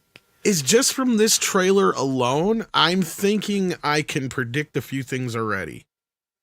In terms of the story, of where the story is going to go. Yes, because it's going to start on Earth. Well, it's going to start on Eternia, him getting sent to Earth, and he's going to be on Earth for about 20, 30 minutes. So it's a reversal on Barbie is what it is. Yeah. Then he's going to go to Eternia, and I think they end up back on Earth again at some point. Okay. Unless some bad guys show up, and that's why he has to go back to Eternia. But that doesn't make sense. Or he's going to have to protect someone on Earth that he's become friends with, and they're going to go from Eternity. I'm just throwing that out there as a way. I just say that because there's a shot of Beastman jumping on a car. So I'm sitting here going, okay, the whole thing is in the intro is that he still remembers being a kid and being sent here, so he's on the search for the sword, right? So unless they show up at the same exact time, conveniently, that he finally finds the sword, which to me, is just ridiculous. But it's going to be very similar to the Dolph Lundgren movie in a lot of ways, which is going to remind me of the Mario movie and how nobody else noticed how similar it was to the Bob Hoskins Mario movie and how much people gave that movie shit. And I'm going to go into this coming out of it going, it's pretty much the same movie, especially if the movie ends on Earth like the original movie does. Yeah. I'm going to be like, if it comes back to Earth for He-Man to have to save Earth at the same time, I'm going to lose my shit if anybody ever talks smack about the Lundgren movie again. So to come back around and answer your question from before, do I like the Lundgren movie? Absolutely. Okay. I have issues with it, like most He-Man fans, but I think it's a good representation of the comic, the original comic, DC comic that came with the figures, because He-Man is just He-Man. There is no Prince Adam. There's no Orko. Sure, we're missing Battle Cat and Panther and all that kind of stuff, but hey, who cares? At the end of the day, we managed to get what we got for what it was at that time. We knew, we're never going to get Orko, right? Like, that No, wasn't going to yeah. happen. And what are they going to do? Paint a tiger green and expect some guy to ride on a fucking tiger? There was and no not get ate? no CGI, and like Exactly, like no CGI back then. Yeah. Even as kids, we could go, okay, we understand that, right? So now what we expect but to see is Langella the was film- great as Skeletor, though. He was phenomenal. Yeah, as well, he Skeletor. stole the show, right? Like, and they just let him run rampant with it. So, and they're probably glad he did, because otherwise they probably didn't have much going for it. Because look, I love Dolph Lundgren, but he's not the world's greatest actor. I mean, you don't give him a shit ton of dialogue for a reason. He's competent. He's competent. Yeah, he's competent in that. Yeah, he can get the job done, but he's not. You don't want 20. Every bit 20. of dialogue he delivers sounds like this. So he's like, like Timu Sly usually, but yeah. So this is I guess, is this set, I can't zoom in here, but is this set current time, I guess, or? It appears to be, because he either works for HR or something like that, Yeah, so there's computers here, With that So him nameplate, I would say it's current. That's true, obviously. That's true, yeah. If you come back in time. They should have been clever and had it say he/man, and then had a bit in the movie, if you're going to make it a big deal, where he insists that that's his pronouns. That would have been really funny. Yeah, that'd have been awesome. Yeah, I guess this does look very cartoony. Now I gotta wait till I see it on the big screen, and are they going to finish the effects? But I'm just thinking of how the Battle of Helm's Deep in Lord of the Rings and how awesome that looked. And it makes me wonder if Randor's going to get killed right away, because we only see Mom sending him to Earth. So. But I mean, I did like that. The going to Earth was fun in that first He-Man movie. So that that's a way to kind of ground. Yeah, but that was budgetary reasons. Budgetary, right? Yeah. Then they can't create Eternia. There's no CGI back then, and they did spend a lot of money in that movie. They spent a lot on that fucking palace set. Right? Believe it or not, it was huge. It was like a dual level. It was like two airplane hangars that were put together, right? Like a double wide trailer kind of thing. And then they also had two levels to it. Yeah, and then they had two levels. Yeah, so they opened up the end and they built all the way through. So that part where they go through like this little hallway bridge thing, that's where the two are connected. And then below is a whole nother level, a whole nother sub level. And then like the funny thing is when they were trying to finish the film, they were coming in and starting to tear apart the set while the director's trying to finish the movie. And that's why the movie looks like shit at the end. He's like, because they kept taking parts away from me, and it was supposed to be this really grand like fight battle, like in Empire Strikes Back with all the levels and all that kind of stuff. And no, by the end of it, it's this black stage basically. But why are they taking this stuff down? They were selling it, and Canon was going bank. Like everything was going to hell at that point. He was going to hell, right? Yeah. That movie, like Masters of the Universe, Superman 4, all were like part of this big, huge scheme and scam that Golden Globus got involved with some guy who I believe had like some mob ties. So they were breaking down the sets of Italian mob, not like U.S. mob. We're talking like yeah. So they were breaking down the set so they could pay for stuff, basically. Yeah, I don't know if they were being repossessed or what the deal was, but so the director's like freaking out because they're just tearing the shit down, and he's like, I haven't even finished filming the movie yet. I need another week, please. Yep. But they funneled a bunch of the money out to the mafia and to the other productions and stuff like that, because Mattel ponied up. Here was the deal. I think it was I can't remember how much it was, but I think both parties were supposed to pony up either 10 or 5 million each. I can't remember which number. I'd have to go look. But Mattel, so Mattel put up their money, and Canon was supposed to put up the other half. They used all the money up, and Mattel's like, "Where's the movie?" And they're like, "We can't finish filming it." And they're like, "What do you mean you can't finish filming it?" We're like, "Well, we're out of money." They're like, "Well, you were supposed to fund the rest of it." We're broke. We're broke. They're like, well, we want a movie. And they're like, well, if you want a movie, give us some more money. So they ended up bilking Mattel out of the rest of the money, the other half to of the money. To get the movie done. Yeah, so Mattel basically paid for this movie and probably a bunch of Superman 4, to be honest with you. That money rolled into Superman. That was someone was saying in the chat too earlier. Yep. It probably went to was that Buddy, I think, or I'm trying to remember who it was. Yep. And well, speaking of money, I'm seeing that this movie cost between 170 and 200 million. Yeah, and 30 of that is just what they paid to get it. Yeah, to get the rights. It says Netflix reportedly spent 30 million on development before shelving the project. And I think that's all they ended up getting for it from, if I remember right. So Netflix. Oh, Netflix started this movie. And then this actually started back. Well, this is like we're working on a video in the background. We've done, how many He-Man videos now, but one thing we haven't really covered much is the tumultuous film history of He-Man, because there was supposed to be a sequel to Masters of the Universe, as Bryant was asking about. I would have loved to have seen that. Yeah, that basically got repurposed into Captain America and Cyborg. The story got repurposed into Captain America. The sets and the costumes got repurposed into Cyborg. In fact, Blade's costume from the first Masters of the Universe, the main bad guy wears it. Like, if you see the two pictures side by side, you're like, they're the same fucking costume. Anyway, so that happened there. And so if you watch Captain America, that's basically what the sequel, which is funny because getting back to this movie, the sequel was going to be He-Man was going to be exiled to Earth and he would have amnesia. So kind of like Thor as Don Blake. It doesn't know who he is. But in this case, he had no idea who he was. And in the meantime, Skeletor also came to Earth and managed to become a senator. So it's basically just like the Captain America movie where he comes back from the past and Red Skull's been around all this time and now he's gotten surgery and all that kind of stuff to look normal and all that, more normal anyway, and blend in with society. And he's become a big, I think, mogul or something like that. Not a senator, but it's basically the same story. And here we are again running into the same kind of deal. It's like, this is the same type of thing they keep going back to. Why, I do not know. Like, it just makes no sense. Why is He-Man on Earth?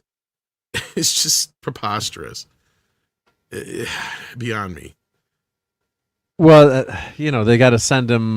They always want to have Earth in these things, right? They want to ground it. With Barbie, it made sense. With this, it doesn't, though.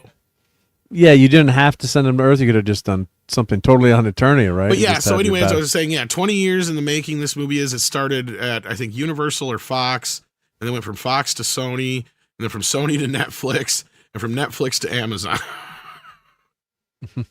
So that's the last few years of it all. Yeah, because I love the Don Blake, Thor, Jack Kirby, Stan Lee run, and Thor does not know that he's Thor, so it's actually punishment. Thor does something in Asgard, and he's banished by Odin, but Odin takes away his memories of being Thor. So Don Blake finds the stick, and he's fighting the aliens are landing on Earth, and he slams the stick down. He's handicapped, and now all of a sudden he's got the powers of Thor, and if he loses touch with the hammer for more than 60 seconds, he reverts back to Don Blake. And then later, years later, you find out Thor is Don Blake. He just never knew it, and it was a punishment. And I always wish that Marvel had gone that route with that first movie. They do mention Don Blake, as a character being there, but that was really a great storyline. Yeah, so like something like this where he gets sent to Earth and doesn't know who he is, or they wipe his memory to protect him so no one can find him. But it seems like he knows he's He-Man. In this he knows he's right? He-Man. And same thing with Thor, yeah. They left him to where he knew he was Thor. They just took away his hammer, right? And his But I wish they had taken away his memory of being Thor, too, because that would have been a fun discovery. It's like, could you imagine being He-Man and then stuck in a cubicle here? I mean, that's got to suck, right? I can't imagine being me and being stuck in a cubicle. I'd give anything to get a job that had a cubicle right now. Oh, so God. If I got to get a job, chances are it's flipping burgers or filling tacos, and neither one of them sounds fun to me right now. Yeah. Something I said I never want to go back to. Yeah, not an easy thing to do. Yep. What's going on with your channel, Tom? I'm probably going to be starting a new one here very soon, just trying to get everything going. Been trying to pin Mikey down to get my LLC stuff in order and everything. So. Yeah, set up with an LLC, and yeah. He's got one for me, but yeah. I don't know if it's all been set up yet. You have to do that to restart the channel? Technically, no. Technically, I already have something set up, but I don't want to get it out there until I'm ready to have people start actually subscribing to it, and I want to put up a video or two first, and then put up a video to send people there and all that business.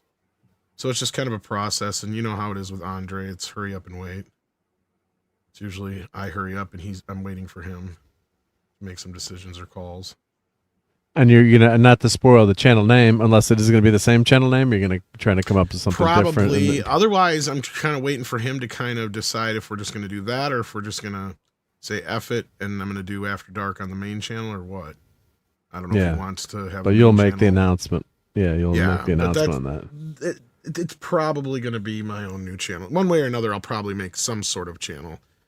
Of some type. So. Yeah. So yeah, it sucks what can happen sometimes on these YouTubes, which we love hanging out with you guys so much, but there's a lot that goes on behind the scenes sometimes, and unfortunately, But and you guys all support us and really appreciate that, and that sucks that Tom, your channel all of a sudden got nuked for associating with an old channel that had pretty much all original stuff on it, and then the problem is they don't tell you what the problem was, right? If they'd said, well, it's this video and this video. Then you'd at least know, like, that's where I screwed up, or didn't screw up, or So it's just just a shit show sometimes. Unfortunately, at least if they told you, like, this was the video that this was out of bounds, or that's what we all worried about with this AI stuff, because it's. Was it an AI reviewing you? And like Nick's channel, on Toxic Tuesday, we'd had like a firearm violation. I guess you can't show firearms during a live stream now. And well, it depends on who you are. I've seen people do it. Right, or fire them, or whatever the rule is. And like our stream was canned for like firearms violation. We're like, there are no firearms on this, show. We're like, was it the intro? Like, like playing a movie, didn't make sense. And then they don't tell you, like, this is the timestamp where it happened. So that's the problem. Yeah.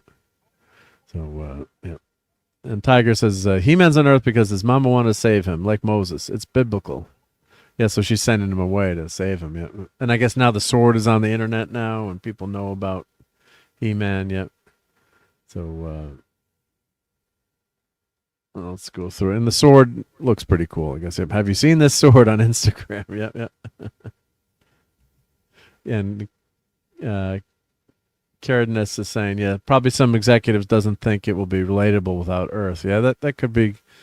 Paint by numbers stuff, right? Yeah, just saying we got to have something, and it's a classic fish out of water thing too, probably, right? They're gonna have that kind of stuff where. Well, he'll be the reverse, right? Like I said, it's gonna be the reverse Barbie, where Barbie was a fish out of water on Earth, as opposed to like he'll be the fish out of water once they get to Eternia. So. He won't understand Eternia, right? Now, who's watching him on Earth here? Who's protecting him on Earth? Question. Is it Man at Arms? I don't know. That's a good question. That might be why he's dressed like a drunk hobo. Or it's just because on Eternia they've been, turned into the rebels, basically. Which, again, Andre might have a point. They might be stealing some stuff from She-Ra, which would be funny. So, because She-Ra's never going to be a part of this, most likely, so... You think, or what do you think? You'd end up with a teaser at the very end or something with She-Ra? Maybe no, they're two different licenses now. That's the problem. Totally, She-Ra. Yeah. Oh, totally separate, right? Who was the woman sitting next to him in the cockpit of that ship? That was Teela. Oh, okay. That's Teela. Okay, all right. Yeah, She-Ra would be his sister. Teela's his girlfriend or whatever. They eventually get together somehow, some way. Depending on how would, but how? Yeah, they can't do that in the movies, I guess, right? Yeah. Oh, they probably will in this movie, but they never did on the show. I mean, I don't even know if they ever hinted at it on the show.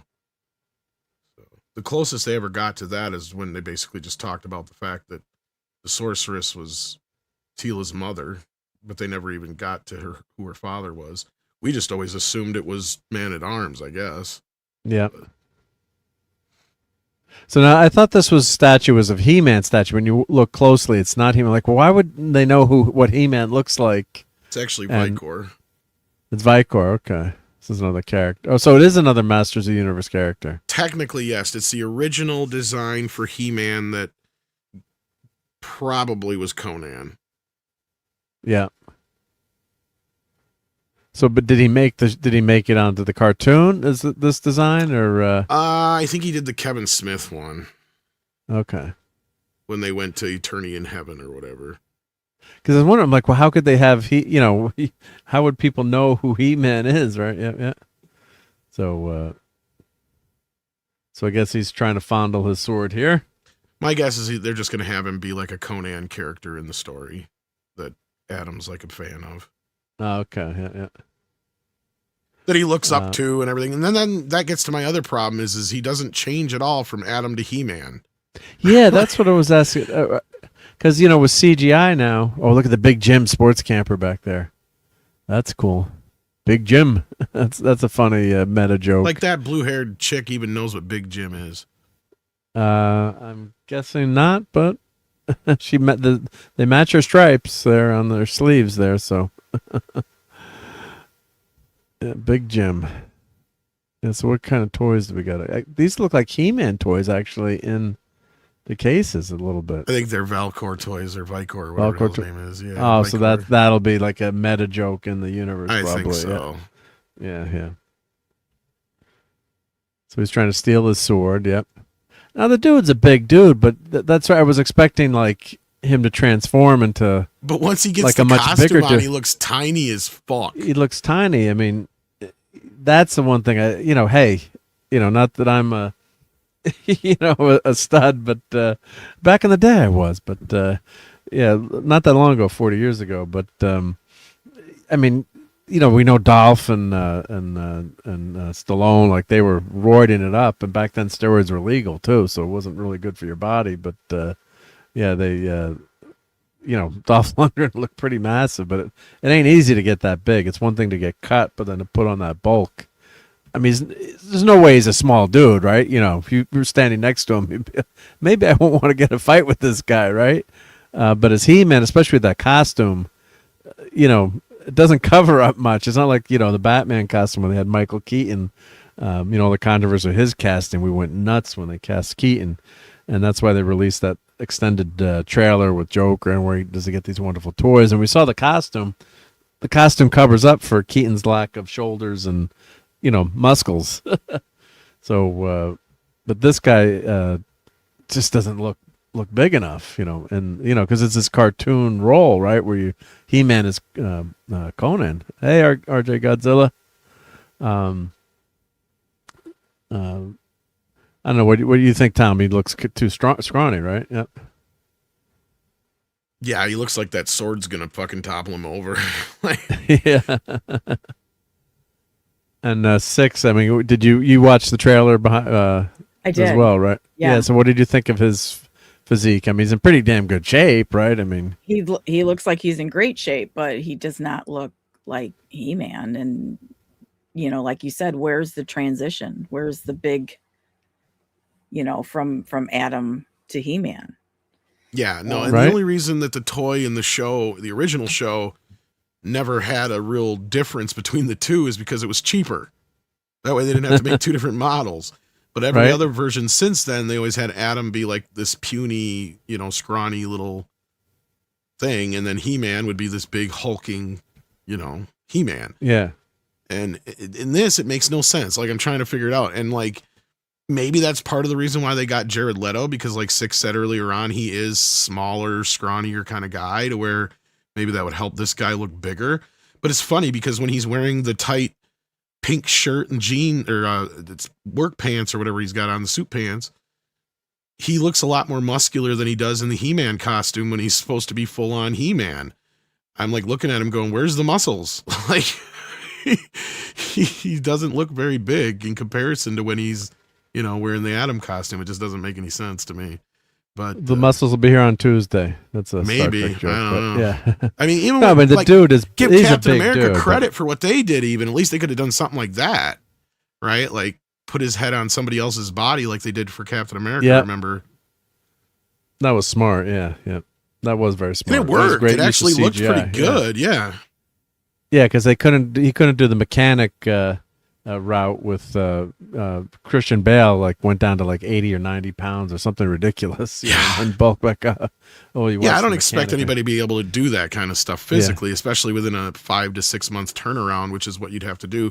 The closest I can ever think of is when Tom Hanks did it for Castaway, but that was only so he could lose like 30, 40 pounds or whatever it was. But that was just to lose the weight. And basically what he did was, chubbied up a little bit, bulked up a little bit. Didn't they do the opposite? Didn't he do the opposite? They filmed the fat scenes first, and then he lost the weight, or was it? Well, yeah. Well, it was basically right, shot in order, but what they did was they gave him a break in between, and Robert Zemeckis went and shot What Lies Beneath in between the two parts. So what they did was they shot all the earlier stuff where he was, supposed to be healthy.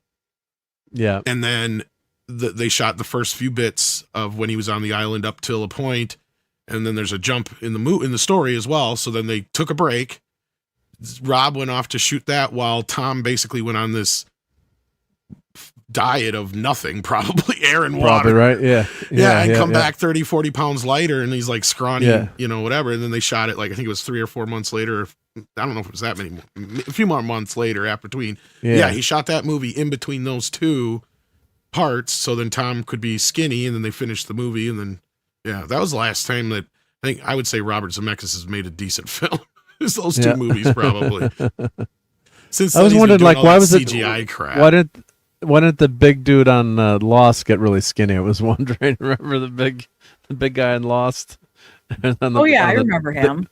I mean, he's a great actor. Slimmed right down. No, but on Lost, I'm like, he never seemed like he lost skinnier, weight. Yeah, like shouldn't he be disappearing now? And I love the scene in Castaway. That just goes to tell you they're all dead. They're all dead. Yeah, in Castaway when he goes to the buffet and it's all seafood, and he's like I was thinking like you MFers. That's all I've had to eat. My favorite bit is I can't remember if it's in the commentary or like a Q&A thing or whatever, but Zemeckis answered what was in the package. Oh, he did? Yeah. Yeah. Because, the package that brought it, they brought that lady at the end. Yeah. It was a satellite phone. A satellite phone, yeah, bastard, yeah, a satellite phone, yeah. Because he opened all the other packages except for that one, remember? Right, that was his hope there, right? Yeah. But of course, Robert's just being his shit, but yeah. Yeah, satellite phone, yeah. Oh, God, yeah. So I guess. But anyway, back to He-Man. Yeah. Is this Earth? This looks like Earth. So this looks like. Yeah. So something happens on Earth. So I don't know if it happens before Adam leaves or if they come back. That's where I'm confused. Because if you have him already looking for the sword, then what point does it have to have the bad guys come to Earth? Because he's already in that. He's got that in him to try and get back to Eternia, right? So like. Yeah. I mean, we really and that. As far as a teaser goes, I don't like, I don't like these new trailers that give away the whole freaking story. So on this front, I don't find any fault with, the limited bits that we're, giving us. Because I think some of these trailers, I'm watching them, I'm like, I don't need to go see the freaking movie now. Why bother? You just had a 4-minute trailer with all the I'm the curious how points. much the full trailer will give away once we see it. Because there is a lot in this teaser for what we see, but yeah. Yeah, but not much of plot. June 5th or 6th or something. Oh, okay. It's early June. I think it was early June, and we'll say it on the end of the trailer. Yep. So that's Tila, I guess. Yep. And Adam looks kind of doofus there. I've been calling her Latila. Latila. So, but redhead's always going to pass with me. I guess she's a redhead. So this looks kind of crazy. Like he doesn't even he would remember Eternia, right? Or I guess he's going back to Eternia. I don't know, but we'll see what happens there. Idea. We'll see. Yeah. So this looks pretty cool. Yeah, because it doesn't look like they're being chased back here or anything, or they were fighting. They're just maybe going back. Right? Yeah, and then later on, though, there's that stuff that's going on Earth. So I'm going, oh boy, does that mean they go back to Earth too? Like, yeah. So I guess they're going back and forth. But that shot doesn't. I don't know. We'll see. We'll find out. That's my hunch, though. And then here's the big reveal of all our main, all the main characters here. I don't like that Cringer has the white, but that's just me. This is like a Guardians of the Galaxy shot. That's what everybody's saying, yeah. And Kristen Wiig does the voice of Roboto, which is so stupid. Kristen Wiig's doing the voice? Yes. Doesn't she have enough work? Yeah. Isn't Jack Black? Is Jack Black not busy? Or is too busy or what? I was watching something last night. It was like Kristen Wiig. She was in the voiceover, too. Yep. So this is Idris Elba's Man at Arms. The costume looks pretty good for Man at Arms, I think. It's not bad. I mean, it's live action. Let me put it to you this way: like, I am not trying to poo on anybody who likes this, who thinks this looks cool, who thinks it looks entertaining. Because you know what, the movie might actually be fun. But my issue is this is after seeing the Barbie movie. And the detail that went into that, I'm looking at this going, oh, okay. So we're getting some, Snyderverse looking crap here and there, and overly CGI, overly designed. To me, as an initial fan, I would have died to just get a live action looking version of He-Man like we did with Barbie, where there was that kind of attention to detail. This to me just feels like something we would have got 10 years ago. If that makes sense. It feels very Marvel. Yep. 6 is right. It has a very Guardians of the Galaxy kind of feel to it. Marvel, Snyderverse-y kind of feel to it. Very Marvel, actually. You're right. Yeah.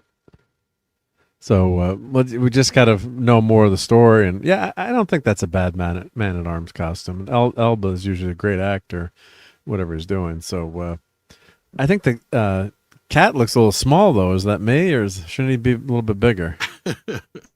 Right? Well, it's funny because Cringer is a normal-sized, tiger. But I guess they decided to go big all around? I don't know. Right, yeah, because when he transforms, he's massive, right? Battle Cat is massive, isn't it? And he looks a little too confident to be Cringer right now. Right? Cringer is scared. What did they spend the $200 million budget on? Know. Well, 30 or 40 of it, like I said, went to buy the franchise or whatever they had from Netflix, and then a bunch of it probably went into the pockets of the producers. That's another thing that usually happens, and then the rest has been used on the movie. Because the trailer looks like ass. You're not wrong. It has a very primitive, plasticky look. This is a volume shot here, probably, right? What's funny is, as far as I know, the movie's been done for a bit. As people were pointing out, there was a test screening for it or something like that not that long ago, I guess. And the movie so it looks like there's been June, some kind so of. You would think they'd be getting pretty far along with it, but Looks like there's been some kind of battle here, and so they're bringing Adam back to fight the big bads here, or is that? Maybe. Well, the thing was, I thought that's why they sent him to begin with, is because they were losing to Skeletor. So to protect him, right, and to hide the sword. Yep. Yeah. Hey, Lemon Pie. The whole thing is if Skeletor gets Grayskull, it's game over. He can take the kingdom all day long. It's more about Grayskull, right? That's kind of what they forgot in the first movie, for some reason. Because he takes the kingdom, and it's just okay, I'm king now. It's no, well, that's cool, but you're still not the master of the universe. That's the whole point, right? To be the master of the universe, you have to control Grayskull. And Grayskull being the spiritual center to Eternia, or whatever you want to call it. So that's the big, the Fortress of Solitude, or the kind of thing. The headquarters. The headquarters. Justice League, the place that the sorceress protects. And as long as she's there protecting it, good will prevail, or good is ruler of the land, the master of the universe, blah, blah, blah, whatever. He-Man is the master, basically. And Cardenas is saying the wall shows Torek, which is another proto He-Man designed by Mark Taylor. Thank you for that information. Yeah, because the ticking time clock in the Lundgren version was Skeletor had the sorceress enslaved, so she can only spend so much time away from Grayskull, or her powers would be diminished and she could die, or whatever it was. So that was his whole ticking time clock thing, is they had to get back for that. But they had the cosmic key, and that's why they ended up on Earth, right? So, and here I don't know if they're going to go with reason. Yeah. Well, they had a reason to go to Earth in the first one. Yeah, yeah. In the Filmation show, just the show, Prince Adam's mother, Marlena, is from Earth. She's an astronaut. But I don't think they've ever carried that over into any other version. Maybe the Kevin Smith show, if they mentioned it, I don't even remember. And I think they were going to introduce it into the 2000 series, but it just never happened. Never happened. Okay. Yeah. But to me, it makes more like, why would she? What sense does it make to have her come from Earth? It just doesn't. To me, it works better as a fantasy place where, you know, sword and sorcery meets sci-fi, and it makes sense. Yeah. You know. Yeah, because you have all these fantastical locations, and you can pretty much do what you want, right? And these days with CGI and set design, and yeah, they didn't have to end up on Earth. Like Green Lantern, the you know, everyone's favorite movie, Green Lantern. That I took my friends to for my birthday years ago, and they all wanted to lynch me basically for taking to see the Green Lantern movie. And yeah, this funny meme that I'm trying to remember who made that meme for us, but yeah, it's just we wanted to, when I went to see Green Lantern, I'm like, why are they sticking to Earth so much in the Green Lantern movie? It's like, this should be all in outer space, and the Green Lantern Corps, and Kilowog, and Oa, and then you know, we had that like 5-minute training sequence, and then that was it. It was such a miss there for them to do that in that Green Lantern movie, and they could have had some fantastical things here. And then maybe if maybe you can end up going to Earth, you know, down the road. But yeah, it was a big mistake, I thought. Yeah. So let's see. I guess this is some kind of fight going on. Is that that's some kind of ship there. So obviously, Castle Grayskull is under attack. Yeah, Tiger Stripes is right, but that's because Arnold looked like a bodybuilder, and John Milius wanted him to look like somebody who was just naturally big and built from, you know, living a life of slavery and working and all that kind of stuff. Yeah, it wouldn't have been. Yeah, you're not you have a different physique, right, from a bodybuilder versus someone who just. In other words, Arnold looked more like He-Man, and yeah.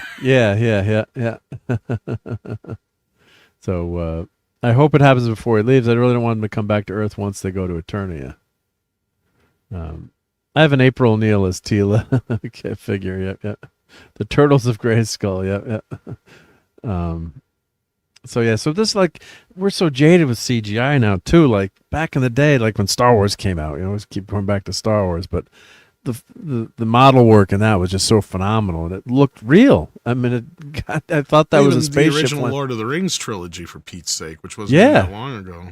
Yeah, looked real. So, like this, like if you'd shown me this 30 years ago, I'd be like, holy crap, this is freaking amazing. Look at how cool this is. But today we're like, all right, you need to have a good story. So that's where the movie needs to land, with the story and the characters and the acting, versus just, you know, maybe the CGI is not the best, but you're so jaded by it now. You see it so often that it's not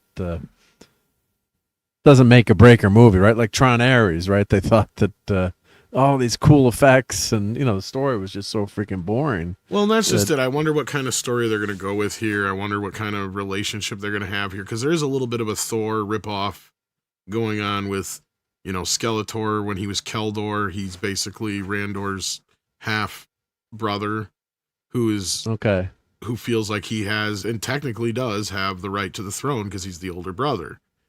But of course, Randor's father doesn't want him to take over because he's the bastard child, right?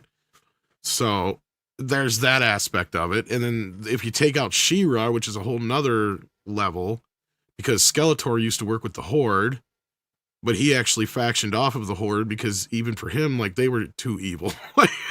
Okay. You know what I mean?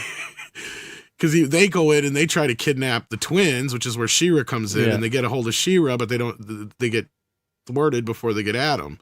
And they end up taking She-Ra and raise her as one of the evil Horde.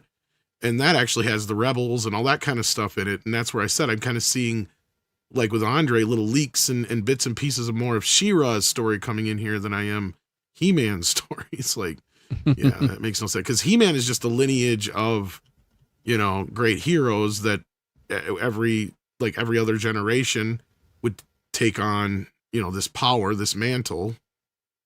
So it's a mantle, right? Yeah. Well, there was Hero and all them before He-Man. They're all kind of they're all their own version of it, but they're basically Eternia's savior or whatever you want to call them. Yeah. Protector. Yeah. So the master. There's a great lore. There's a great lore behind the character. Yeah, it's just a simple cartoon with toys, right? But there's a lot of stories that they've been able to tell, and there's a lot of kids that grew up really loving He-Man. So Skeletor keeps dabbling in darker magics, and that's how he hooked up with the Horde and turned out the way he did. And because before, like I said, he was Keldor, who was this very sexy looking dude. And that's where I could see Jared Leto looks exactly like Keldor. He's painted blue. Yeah, he's painted blue. Yeah. But then he gets deformed and changed, and it's to a point where, like I said, when he's Skeletor, it's almost like they're two completely different people, almost. Are you admitting that Jared Leto is sexy? No, well, I mean, I can see why why women would see that he's sexy. Like, I mean, he's a very good-looking dude. I'm not going to deny that. I mean, would I ever fuck him? Hell no. I mean, I'd make him take me out first. Courtney's like, what's going on here? Courtney. He's got some money. He can at least take me to Red Lobster. I'm like 616. Hi, Tom. Hi, Mark. Hi, chat. Hopefully my sound isn't too bad. I'm actually walking in to get new headphones right now. Here's mine. Oh, okay. Just don't be driving. That's all I know. Oh, no, I'm not driving right now. I waited until I stopped. See, listen, I'm getting out of the car. There we go. I haven't talked to anyone anymore. How sexy do you find Jared Leto? Jared Leto, first of all, if you're asking me. Yep, I'm asking. He was only sexy, and I will only ever remember him this way, as Jordan Catalano in My So-Called Life. He's nothing else to me. He does not exist in any other world. So is he? So is he sexy? He was sexy then. Okay. That was like 1992, and I was in 9th grade. Yeah. Okay. He probably still is. I just don't really follow him. Well, he hasn't aged at all. I mean, he eats baby fetuses or something. I think just the parts that he plays, I don't know. I mean, I haven't seen that many things with him in it, but I just think he was so perfect and kind of typecast in my brain, at least for me, as Jordan Catalano, that I can't see him any other way. You don't want to ruin the image by seeing anything else. You get it. Okay, I get it. Yeah, I get it. That was like my teenage, like, I mean, he was everything, you know? Jordan Catalano. Angela Chase got him. Yeah, I never watched that show. Well, I did because I went to summer camp with Claire Danes, and it was right after the last year of us doing summer camp, which was like kind of funny. So I started watching it because of her, and then, Well, that's cool. Yeah. Yeah, we always defer to the ladies when asking if a dude is sexy, right? Yep. That's a smart choice, yep. But I don't think he's a box office draw, though, right, Jared Leto? You know, as much as you could say he's an A-lister, you know, he's considered a good actor, but I don't think he's a box office draw, right? He's not one of those guys who's been able to turn both his rock stardom, his sex appeal, or his Oscar prestige into a major career. Like, he has hit, like, the big talk of the last year has been how basically he's hit a brick wall now. Like, if this movie does anything, this might help save his career at this point, is what people are saying, because Tron really ruined it. Not only that, the rumors that he's got to deal with constantly, the accusations he's dealing with.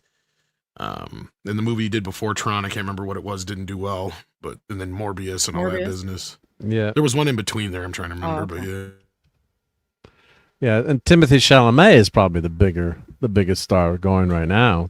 He's just proven to be a movie star. Basically, people will go see him in a movie. I mean, when he makes a movie about ping pong, people go to see it. I think that's kind of a proof that he's the star, right? Like, yeah. And it's going to get an Academy Award. I'm sure it's going to win something. At least movie, right? I don't know if it did it get nominated? It did get nominated for some stuff. Yep. I haven't even had a chance to look at the nominations because of all this He-Man stuff going on. So. Yeah. So wait, they made a ping pong movie. That's what that movie's about that he's in right now. That the Marty Supreme movie. It's about the guy who plays ping pong in Japan or whatever it is. Yeah. I've heard of it, and it sounded completely boring. I had forgotten about the ping pong aspect. That's what I'm saying. He's got to be the draw, Six. That's my point. Like, yeah. So I can't see any other reason. Yeah. Yeah. Let's see. Did it get nominated for anything? Let's see here. Marty Supreme. That's why I love E6. It sounded boring. It's absolutely my thoughts. It's a movie about ping pong. It would only be exciting if it was like Forrest Gump. Or if it was a comedy. How funny would a ping pong comedy movie be? That would work. That dodgeball movie. Yeah, I was just, or basketball was the other one, right? Yeah. So I think it must have, I'm trying to skim through and keep up with the chat. And thank you, everyone in the chat is rocking tonight. And I'm enjoying the conversations going back and forth. So thank you, everyone who's hanging out with us on Sunday Night Geekery. Let's see, I was selected as one of the top films of the year by National Board of Review and the American Film Institute. 3 nomination Golden Globes, 9 nominations for the Academy Awards. So it's up for 9 nominations. Wow. And these award shows too, it's like they know he's such a big star now too. There's no way they're not going to nominate it or have him win something, right? Or have that movie win something, right? You know, I know it's supposed to be a vote that's, a secret vote, but, or a confidential vote, but I always just wonder if there's any collusion going on there. Yeah.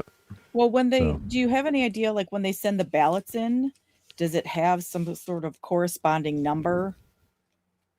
Yeah, they know that they can track it, kind of like how. Yeah, they know who. So many votes, and that's why you had the accounting firms that always tabulate the results, and yeah. But I find it hard to believe that somebody somewhere isn't keeping track of. Yeah, we're just talking like, we need this movie to win, Yeah. So yeah. So, but yeah, Skeletor, it looks okay, I guess here. I mean, it's not. He looks great. I will have to see a little bit more in action. We got a little bit, but yeah, we got this little snippet. No idea of how he's going to act in it or anything like that. Yeah, we don't hear his voice, right? We don't hear Skeletor's voice in this one, do we? Nope. Now, who is that supposed to be? Mr. Spiky dude there. You recognize Spikor, I think. Spikor, okay, yeah. So, and Oliver says the ring vehicles are possibly Evil War's vehicle, Roton, and the toy form was a ground vehicle. In this film, they made it fly. And who is Mr. Punch-a-Lot here? What's this character? Fisto. Not Kit Fisto. Mr. Punch-a-Lot. I don't know my Masters of the Universe that well, so I'm not going to pretend. I apparently don't anymore either. So, but your Star Wars enough to say Kit Fisto. So I did. Yeah, thank you. Yeah. and sorry to interrupt, but hi to everyone that's saying hello in the chat. I didn't want to interrupt, but a bunch of people are saying hello. So. Yep. Thank you, Courtney. Yep. That is Idris Elba's Man at Arms. Yep. So Idris is in this movie. Yep. Let's see. I'm trying to catch up to the chat here as well. Yep. But yeah. So this is Mr. Fisto. Yeah, it's just very CGI stuff here going. And we're supposed to be incredibly impressed by it.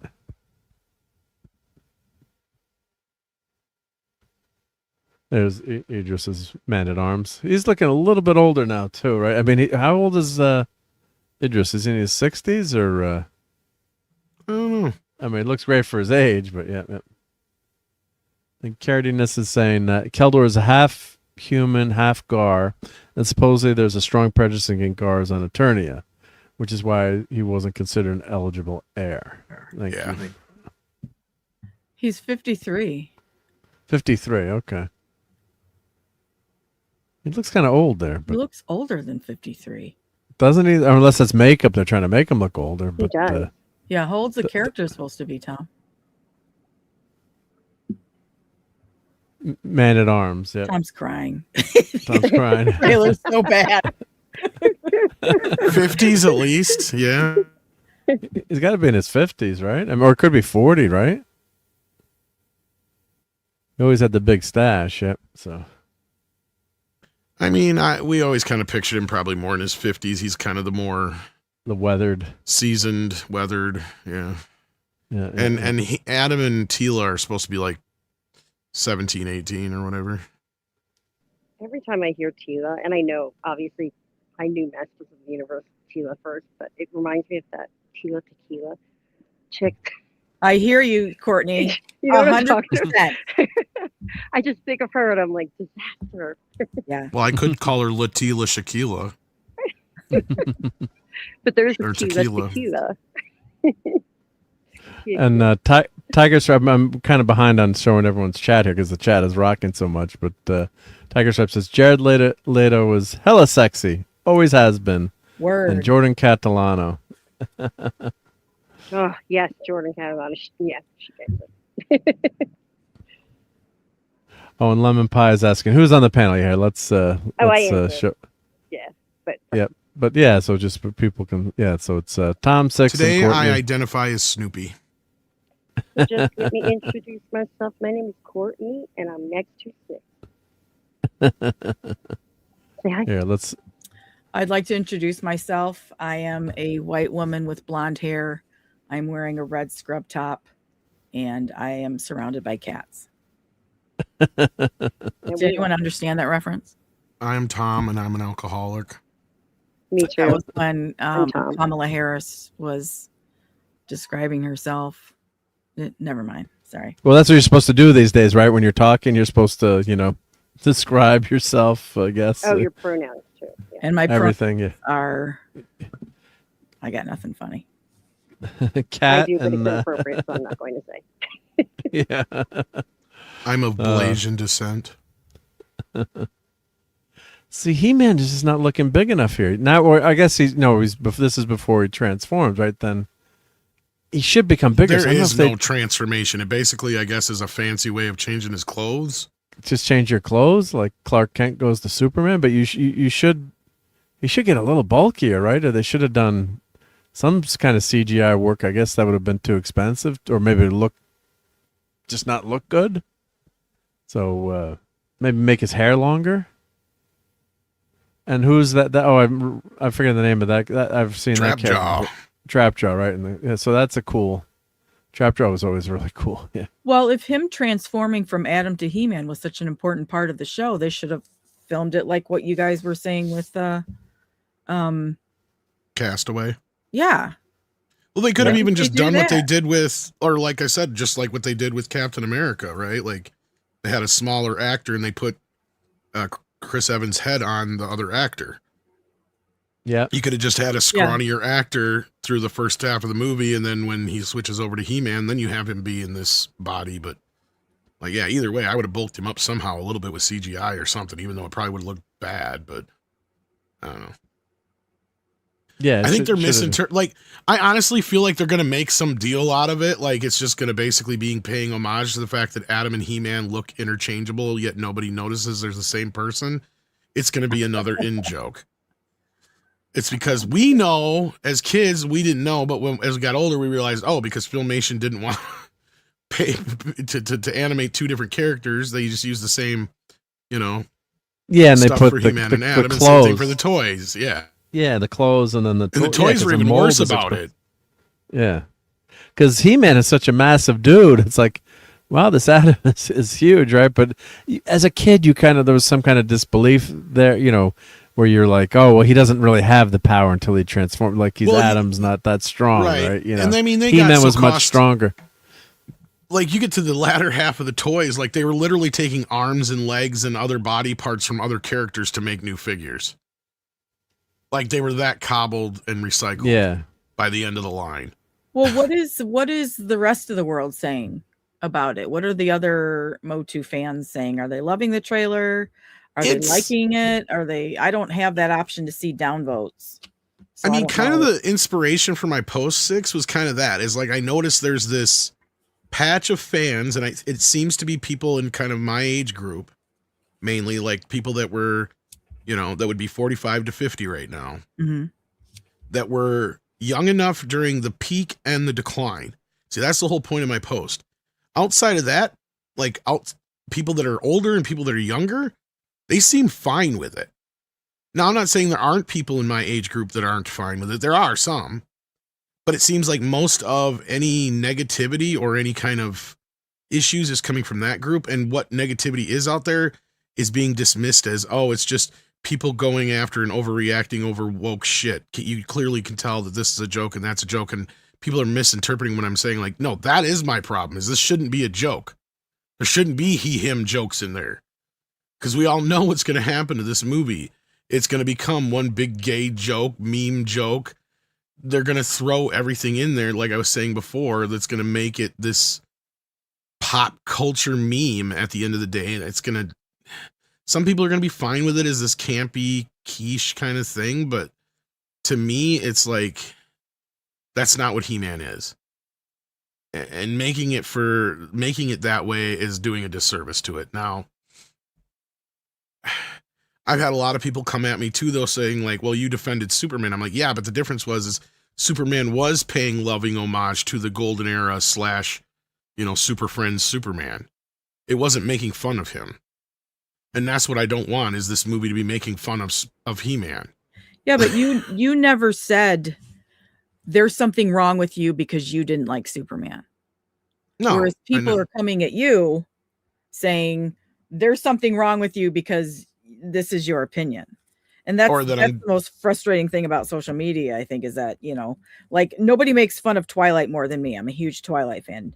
And seriously, nobody makes fun of it more than I do. But there's nothing wrong with me because I like Twilight. And yes, joke. You enjoy it for what it is, right? That doesn't mean that I'm a bad person. It doesn't mean that I don't do a good job at my employment. It doesn't say anything about me as a person. It's just a fucking movie. Excuse me. Yeah. Right. No, but you're 100%, and that's the whole point of my post, which is weird because like you're one of the few people who actually understood what I was getting at.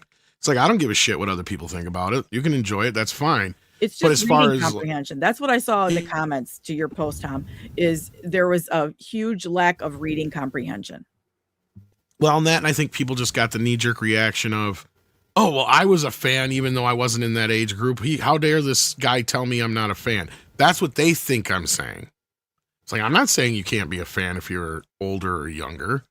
But my point is, especially to some of these folks who were like, well, I'm 56 and I was a fan. It's like, yeah, what were you doing in 1987?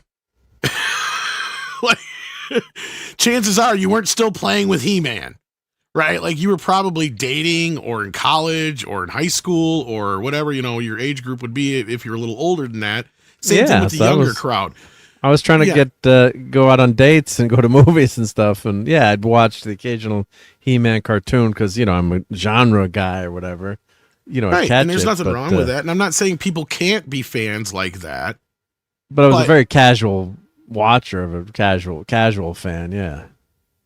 But to me, it was like there was nothing bigger on the planet than when that, couple of years there with mass. And it's true because there was no bigger toy on the planet at that time. And it just, to me, that was just my first awakening to this kind of thing, right? Like there was Superman, there was He-Man, but we didn't have a ton of like crossover. I was that first generation, along with a few of the folks I'm sure in the chat and maybe on the panel here. I don't know everybody's ages exactly, but to where, we actually had that thing with like He-Man and Thundercats and Transformers and G.I. Joe, and where it was this, the whole block of programming for us that kids never had before, really.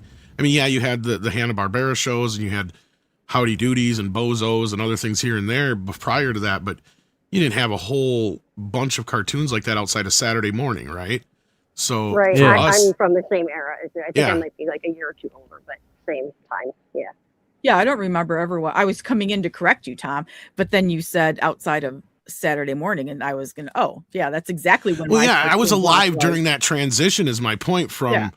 you know, I knew we had Saturday morning cartoons since before I grew up. You know, since I was born. Right, But but then I all don't of a sudden, remember. I don't remember ever listening or watching cartoons outside of Saturday morning. So you're right. I agree with what you're and saying. that is one of my earliest memories as a child. I had to be probably 4-ish, close to it, somewhere in there, maybe 3 at the youngest.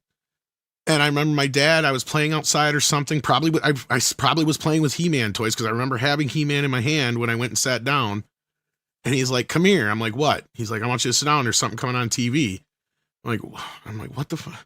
Because I had no idea. I'm like, "What the heck's going on?" It's like a Monday afternoon. Like, what is going to be on TV that I'm going to be interested in? That's why I'm outside playing, right? Like, and he sits me down, and I Love Lucy's still on, and I'm like, I don't want to watch I Love Lucy. He's like, no, just sit. I'm like, okay, I'm waiting. And it had to feel like the longest, like it was mostly just the credits. I ever had to sit through credits or just going like, what is going on here? I had no idea. He would not tell me. And then all of a sudden the Filmation logo comes up, and you know, the He-Man and the Masters of the Universe. And he comes walking on the screen. And he goes, "Hi, I'm Prince Adam," and my mind was fucking blown. And I'm like, going, what is going on here? Like, this is weird to me. Like, it was just this explosion of, I don't know how to explain it, but it's one of my first earliest memories as a child that I have that just emotionally connected to this moment. And I had probably this just joygasm, right? As this little kid just going. And your dad wanted you to watch it too, which is cool, right? And he's vicariously sitting there watching me just freak out because He-Man is talking to me on my TV. Yeah. Oh, we got a question here. Lemon Pie is asking for Six's channel link. Six, is your channel active or? There's nothing on it, but there's gonna be, because It's gonna be.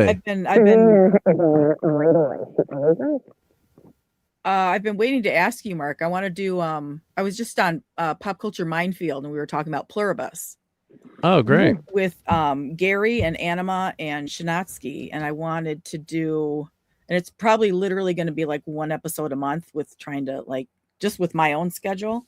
But I want to do before the next season comes out, which is in cover each episode. Yeah, I want to do like a seriously deep dive into it. And I know you're a fan, so yeah, I'd love to do that. I'd love it if you would be there. But yes, I will drop my my link. I thought I had your channel. I have a Divina Google did. Doc. Oh, thank you, Divina. Well, yeah, that's what I'm saying. Divina is on. Oh, she did. She did. She did. Okay, She's my girl. There we go. Awesome. I thought you got to be on my. Thought about you had. I have a list with like all my buddies with all their channels. So. Well, I never. And I am subscribed. I'll have a live stream and then I delete it because I share too much. Okay. I regret it. So. So let's see. I'm putting you in my channel like list me now. on it to probably say inappropriate. Yeah, you got to come on, Courtney. I will. And just shoot the nothing with me. like the old days. The good old days. There we go. Okay, so we got the channel. Thank you very much, Davina. Thank you. Yep. So yeah, no, I'd love to do anything on Pluribus. That would be fun. Yep, because you really need to do a deep dive. That's the kind of show, the Breaking Bads and the Better Call Saul. There's so many layers. There's so much. Yeah. Courtney, there's so much in there. It's on Apple Plus or Apple TV or whatever it's called. I love it. I can't recommend it enough. Trying to get, and it really gets better too. I think it starts kind of. I mean, the first episode's really good, and I thought there was a little lag, but only just because of what they're revealing. They don't want to reveal everything all at once, so there's a good build up to the end of the season. I thought. Yeah, and I binge watched. I started watching the show. Like I said, I was sick in November, like the week of Thanksgiving. I came down with this horrible flu. And so I binge watched multiple episodes because Price of Reason was talking it up. And so I watched it. And then we were talking on Pop Culture Minefield about the show, and they were saying things I didn't even remember. And so I thought, how did I miss that? And so I rewatched it, and I can't believe how much I missed, because I had like a fever, and I was like a hot mess when I first watched it. So I watched it again, and oh man, I absolutely love it. It's my favorite show since, like, I don't know, in a long time. Yep. Everybody keeps talking about it. I'm gonna have to check it out because you check it out. Yep. You must. Yeah. You don't have a choice. Well, I dumped Apple because every time, like, I would bring up shows or would try to talk about like Monarch or anything like that. People are like, "Well, I don't have Apple. I wouldn't buy that. I wouldn't get that. I don't need that." And the next time I finally like, fuck it, I'm gonna dump it. So I dumped it. And as soon as I dumped it, everybody's talking about shows that are on there. There was one before this too that everybody was talking about. And I'm like, you motherfucker. Yes. Severance, like, you motherfuckers, like, I had it for the longest time. Nobody would talk to me about Tetris or talk to me. Oh gosh, that was a while ago. I remember you talking about Tetris. Yeah, I didn't have Apple Plus back then. And actually, that's one of the things I got to cover, because one of my buddies, who's also named Mark with a C, actually knows all the players in that Tetris movie. And I got to do a live stream. I got to have my buddy Mark watch it and tell me like what the BS was, because he's like, there's a few things, but he was involved with all the players at the time, like in the business. So he was in that business. So they amp it up just to kind of make it more for exciting. A movie. Yeah. But like, are you what's talking funny? about the YouTuber? The Tetris movie. The Tetris movie. One of my buddies was actually involved with the Tetris game and in that industry at the time. You said Mark with a C, so I didn't know if that was Was it just a joke? Because sorry, not Mark with the C, not the other Mark with the C, sorry, but I don't want to say his last name, but we always joke because I'm like, you're my friend who you spell your name the right way, it's the running joke. You spell your name the right way, Mark with a C, yep. But I gotta have him. He's gonna come on my channel and talk about wizardry and game publishing. He was actually representing Simon and Schuster and game developers back in the 80s. So I got a box of games from him that I'm trying to price out on eBay, but I might end up buying a bunch of the stuff for There's myself. Actually a channel called The Gaming Historian, which is ironic because I ended up watching. He did a really great documentary about the whole thing, like a couple years on back. Tetris. And I wouldn't be surprised if his video wasn't part of the inspiration for them to make the movie. Because it's basically that. And if you watch that and then watch the movie, you kind of have an idea of what's been amplified, what's happened, what's real, what's not real. And considering like a good 75% of the movie's true, they just kind of amp things up a little bit more to kind of make them a little bit more dramatic. And But my buddy knows the guy that actually discovered Tetris and brought it to the West, and it's like that's basically who the movie's about. Yeah. yeah. So I haven't watched the movie yet myself. That'd be the Taron Egerton character. So like that's what the movie's about, is like his character discovers Tetris, goes to get it from the guy who made it in Russia, but then runs into the communist government bullshit and bureaucracy. And it becomes this huge deal of trying to get the rights to the game and get the guy out of the country and all this other stuff. So yeah, it was an interesting, cool, fun movie, the way they did it and how it integrates the game itself into the movie. I thought it was the best movie of that year when it came out, because it was 2023, I think it was. Yeah, it's been a few years now. Yep. So I definitely gotta watch that. Yep. And hail to Castle Grayskull, who says, "I have the power." The sorceress is in the castle. I have the power. And what a great line that is, too, right? So how good is that, right? Everyone knows. That's kind of the whole point of the toy line, right? It was basically a power fantasy for little boys. Yeah, is really what it boiled down to. And everyone knows that. Like even my wife knows, He-Man and I have the power, right? I mean, so see, I hear that line, and I think about the line in E.T. where they're playing like Dungeons and Dragons or Risk or something, and the older brother, he says something like, "I have ultimate power." Yeah, it's Dungeons and Dragons. Yep. Yeah, there's a little bit of Dungeons and Dragons in this, but yeah, it's more so Conan and Star Wars. Is this He-Man's mom, you think, in this scene here? Yeah. Yeah, we never see his father at all, so I don't know if Randor dies in the beginning or what. Deadbeat dad. Yeah, is that Skeletor? No, that's not Skeletor there. No, who's... It's just two... I can't see. Oh, that's Sorceress there. Okay. And who's the actress playing? Yeah, there's no Elba and you've got Camila Mendez as Tila, Leto. Allison, that's Alison Brie? Is that evil? Is that Alison Brie there? I didn't know she was in this. I like her. She was great in that wrestling movie, the Glow movie. Yep. That looks like Alison Brie there. Yeah, as Evelyn, right? Yep. And who else is it? Yep. Miranda Baccarin is the sorceress. Yep. Okay. Tila's mother. Yep. And the guardian of Castle Grayskull. King Randor is in this as James Purfoy. Cold Rule of Eternity, Marlena's husband and Adam's father. So, like you said, Tom, you think maybe they'll nuke him early in this movie? Yep. And Charlotte Riley as Queen Marlena Glenn, an ex-astronaut from Earth, Cold Rule of Eternity, Randor's wife and Adam's mother. Okay, so she is ex-astronaut from Earth. We've got Susie, Adam's friend and co-worker. Christian Wiig is the voice of Roboto. Goatman is in this. Triclops, Ram Man, and Trapjaw. So that's their cast there. Let's see. Did you ever watch Glow 6? Or Courtney? Glow? Yeah, the Glow. Gorgeous Ladies of Wrestling. I actually did watch that series and I loved it. Yeah, Alison Brie was the lead in that. And so if you like Alison Brie, you should check that series out, 6, if you hadn't seen it. I thought it was fun. That was a couple of years ago, wasn't it, that came out? Yeah, and it was really good. And then COVID was actually like killed the series because it went on hiatus and it just became too expensive to keep all the actors under contract. And they actually had renewed it for the next season, and COVID I remember that. killed and then it. Yeah. we never saw it. Yeah, I do remember that. But I saw the first season. It was really good. I liked it. Yeah, it was good. It was really good. Yeah, I think they did two or three seasons on that.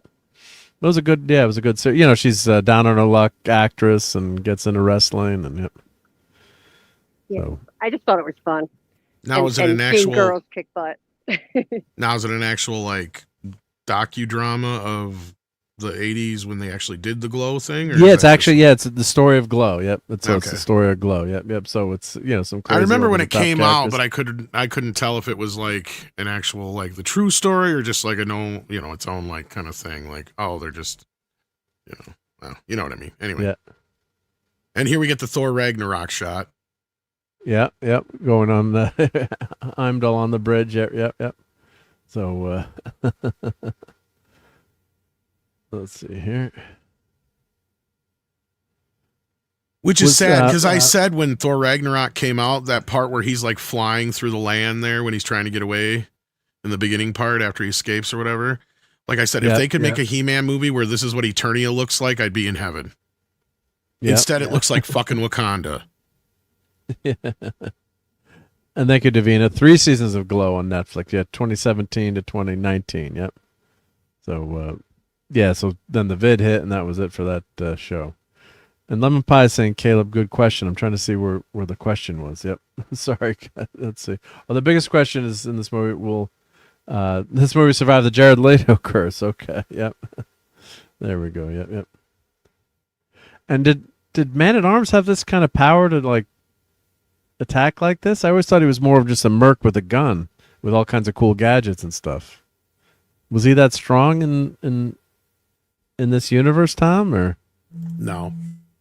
Right? I mean, so it's not just me, right? Yeah. Ram Man would be barely be able to do that, but it looks like he's got like boosters on his back there or some shit. So maybe he's got something going on there. Yeah. So, but yeah, that's the kind of like the Ragnarok shot. Yeah, it looks like he's got a hammer coming down too, right? It's not a gun there, right? No, that's his battering ram thingy, or whatever you call it. Not battering ram. It's like a hammer thing he's got, yeah. Like hammer thing, yeah. So that's in the show too, I guess, right? Yeah. Yeah. Or in the cartoon, yeah. So mace, that's what I was trying to think of. Thank you, Davina. Mace, yeah. That's what a cleric has to use in D&D. They can't use an edged weapon here. All right, so we're getting to the big He-Man reveal here. And what else has this actor done? Let's see. I'm going to look. This is... and let me guess, this is going to be about 45 minutes to an hour into the damn movie. So he was in The Beat Beneath My Feet, television series Legends, High Strung, and Handsome Devil. I don't remember him seeing him in anything. Purple Hearts was his breakout role. Let's see here. What else are they saying? Mary and George, Idea of You, comedy film Bottoms, The Craft Legacy, 2020. So, I mean, I don't really mind them picking someone that's not as well known and give him a shot. And sometimes that person turns into a star too, right? So, so we've got some more CGI shots here. And we've got I Have the Power. And Tiger says, never heard of him, but he looks darn good in a leather bikini. And hail to E-Clay. Hey, great to see you tonight, E-Clay. Yep. So let's see. Here's the big reveal. Is that a fighter jet? Oh, that's a jet there, I guess, or some kind of hip. And so Castle Grayskull is gonna see He-Man again. Now, the dude is pretty big. All right, so I wanted to see if this is CGI'd up a little bit. Do you think there with the abs? I'm wondering. But he doesn't look as big here. Like he looks bigger there.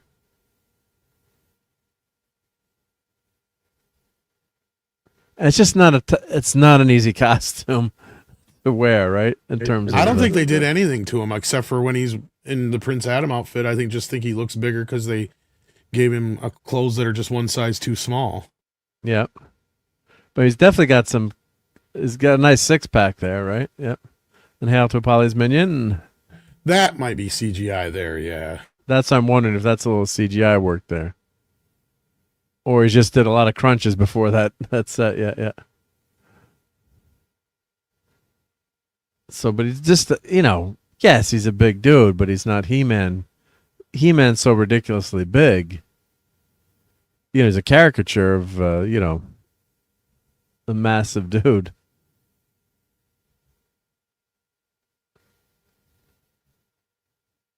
So he just doesn't look, very He-Man-y to me. What do the ladies on the panel think?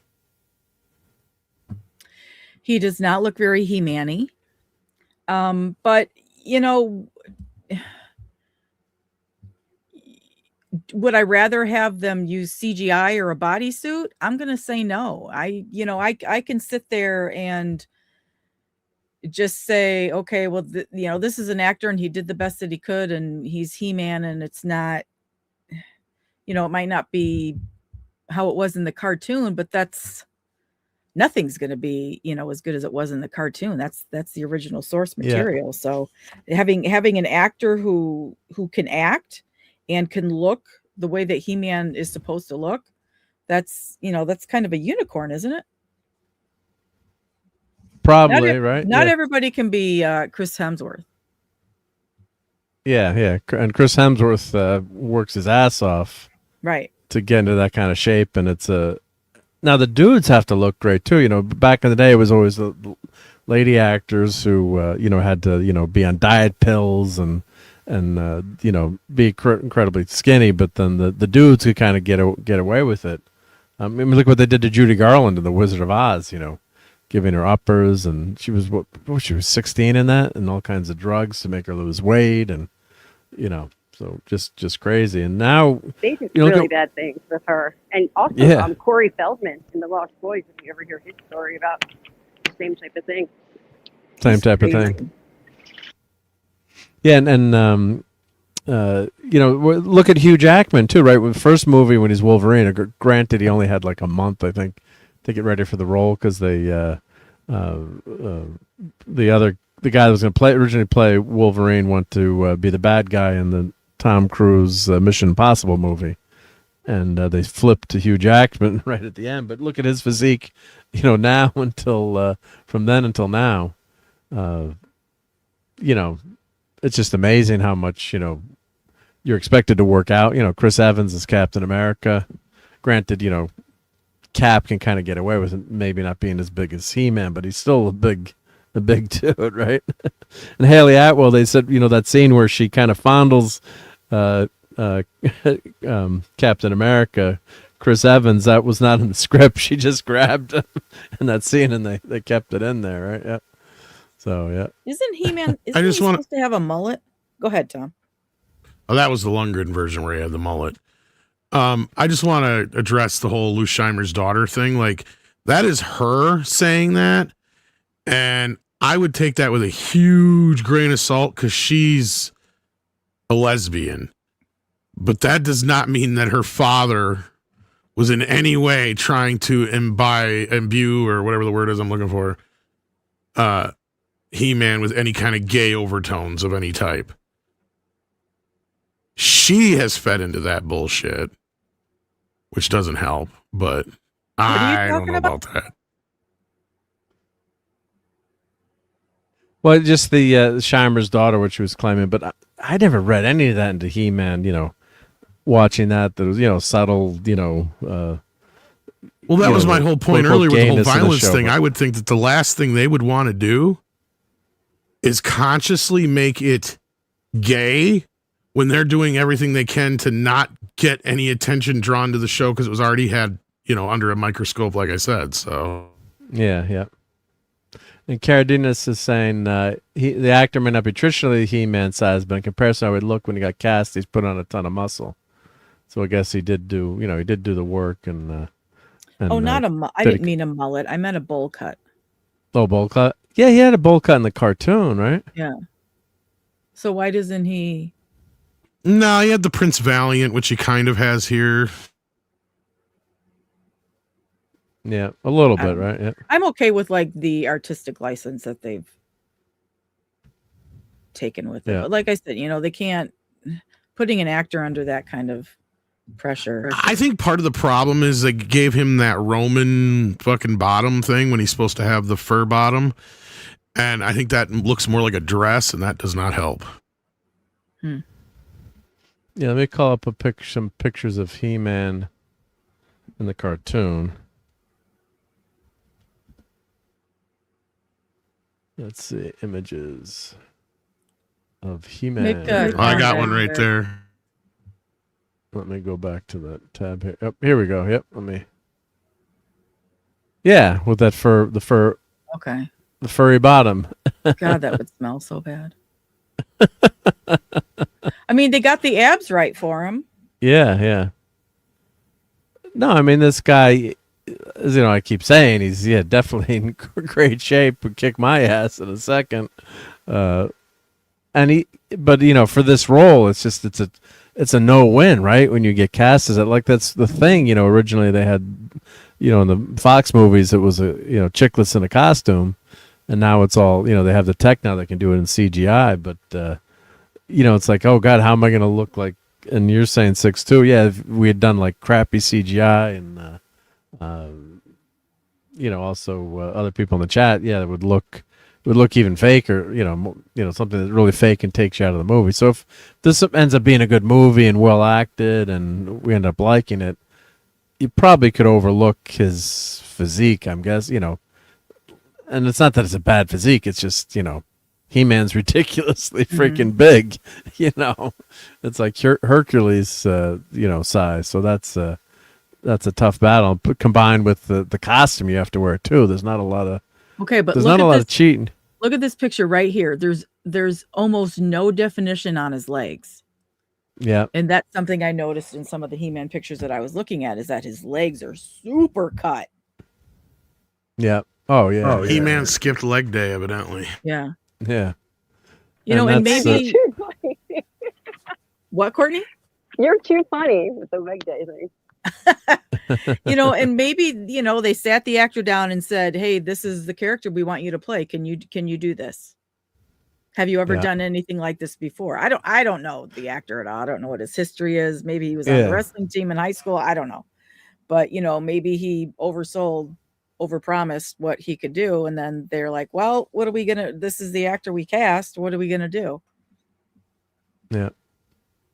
And some people just don't put on muscle like other people too. Like when back in high school, we're training in a hockey team. Like some of the guys like were drinking all these protein shakes, and I was not overweight in any way. It was 5'8", 5'11", 185, and some of the other guys, like my other good buddy Brian, he was like 140 and like struggling to put on weight. And of course now we joke like, remember when we couldn't put on weight? It was tough to put on weight. That was the story of my life as a female. So yes, and now I'm like, what's happening to me? Right? Yeah. So, well,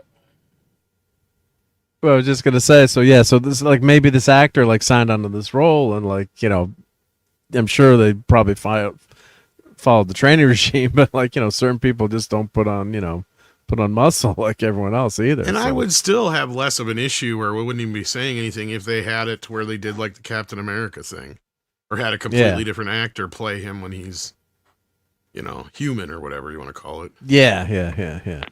Paulie's here. Leg day. Hey, Paulie. I did a lot of leg days today, walking up and down that driveway. Yeah. We're having a leg definition nerd talk. Yes, let's go back to this picture, Paulie. Paulie's a great instructor and martial artist, and let's see. What do you think, Paulie? Did he skip leg day there? I don't know. Maybe a little bit. Not huge definition there. Yep. I mean, the thing is Lundgren looked like he could, hoist that sword up. This kid does not look like he can lift that big of a sword. But again, he's probably big. Like you said, he could probably whoop my ass too, right? You're not but to me, and then you put him up against that bulky guy there, it doesn't help. Yep. And it's definitely a tough role to fill those shoes. Yep. So everyone sub to my buddy, our buddy here, Paulie. So here's his link in the chat, and if you're not sub, make sure you do that right now. Yeah, you better. Paulie is the best. Better, yeah. And then Tiger says, there's a photo of the actress He-Man in the trailer that is gorgeous and fully muscled. So I don't know. I'm still saying AI. Maybe enhanced. Yeah. And Davina says, people were saying that Robert Pattinson didn't have the same physique as other Batman actors. I didn't see his movie. His physique was not... was better than Michael Keaton. That did not help. It didn't help, but I really like that movie. No, Michael Keaton's tiny though too. Tiny. Keaton is a tiny little. I could fall on Michael Keaton and take out his Batman. The reason Tim Burton gave him the role is kind of the same reason I think they did Pattinson, but Pattinson, it just, in my opinion, didn't work. So, I mean, Steve Mitchum and I think we're only two people in these circles that really likes that movie. But his the Batman, the Batman. I liked it. Oh, you liked it too. Okay, good. Like 1989 Batman. No, the Robert Pattinson. Gotcha. I did really like that, and I love the soundtrack. It's not a perfect movie, but then the Penguin. The Penguin is such a great character, and then if you watch the Penguin miniseries or first season, expanding on that universe was really well done. So I enjoyed his take on it. His physique as Batman, as Bruce Wayne, didn't look, wasn't all there, but you kind of can excuse it as maybe him being a martial artist. And he didn't want to work out. He didn't want to work out. So he said that in that interview. He did, right? Yeah. I don't want to work out. Yeah. He said that when he was making Twilight. I don't want to work out. So I don't know. He's British, isn't he? They knew what they were getting when they hired him. Yeah. They thought that his fan base was gonna follow. Worst vampire in the world took him 20 years to turn into a bat. You know, I'm scrolling through pictures of this actor, Nicholas Galatine. Galatine, yeah, yeah. He looks like he's done a lot of modeling, and male models are like lean and cut, and they have that angular face. Yeah, not He-Man. The high cheekbones. That they made a mistake, I think. But I There's don't know. no Tom, nipples. Tom, what's your biggest criticism of this whole Motu thing? The whole movie, the whole trailer. Honestly, because we're picking on this guy, and we're all sitting here like slubs. We've been sitting here for how many hours? Right. No. Look. Hey, I'm doing squats, okay? My main fear, my main concern and fear, because here's the thing with the lore. I'm not so much worried about the lore as other people would normally be with something like this, because there's so many different lores for He-Man. I just don't want it to be a joke. I just don't want there to be a bunch of jokes. This is not Barbie. You can't be doing meta humor. The he-him thing, it didn't bother me like I think, oh, the movie's going to be woke like a lot of people are projecting. It's more so like, no, that's not what this movie should be.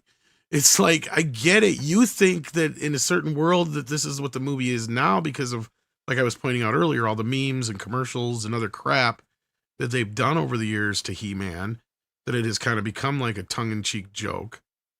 But if you do the sincere, earnest version of what it is, it could be a very entertaining, fun, throwback kind of movie. And I hope that's what happens once we get to Eternia.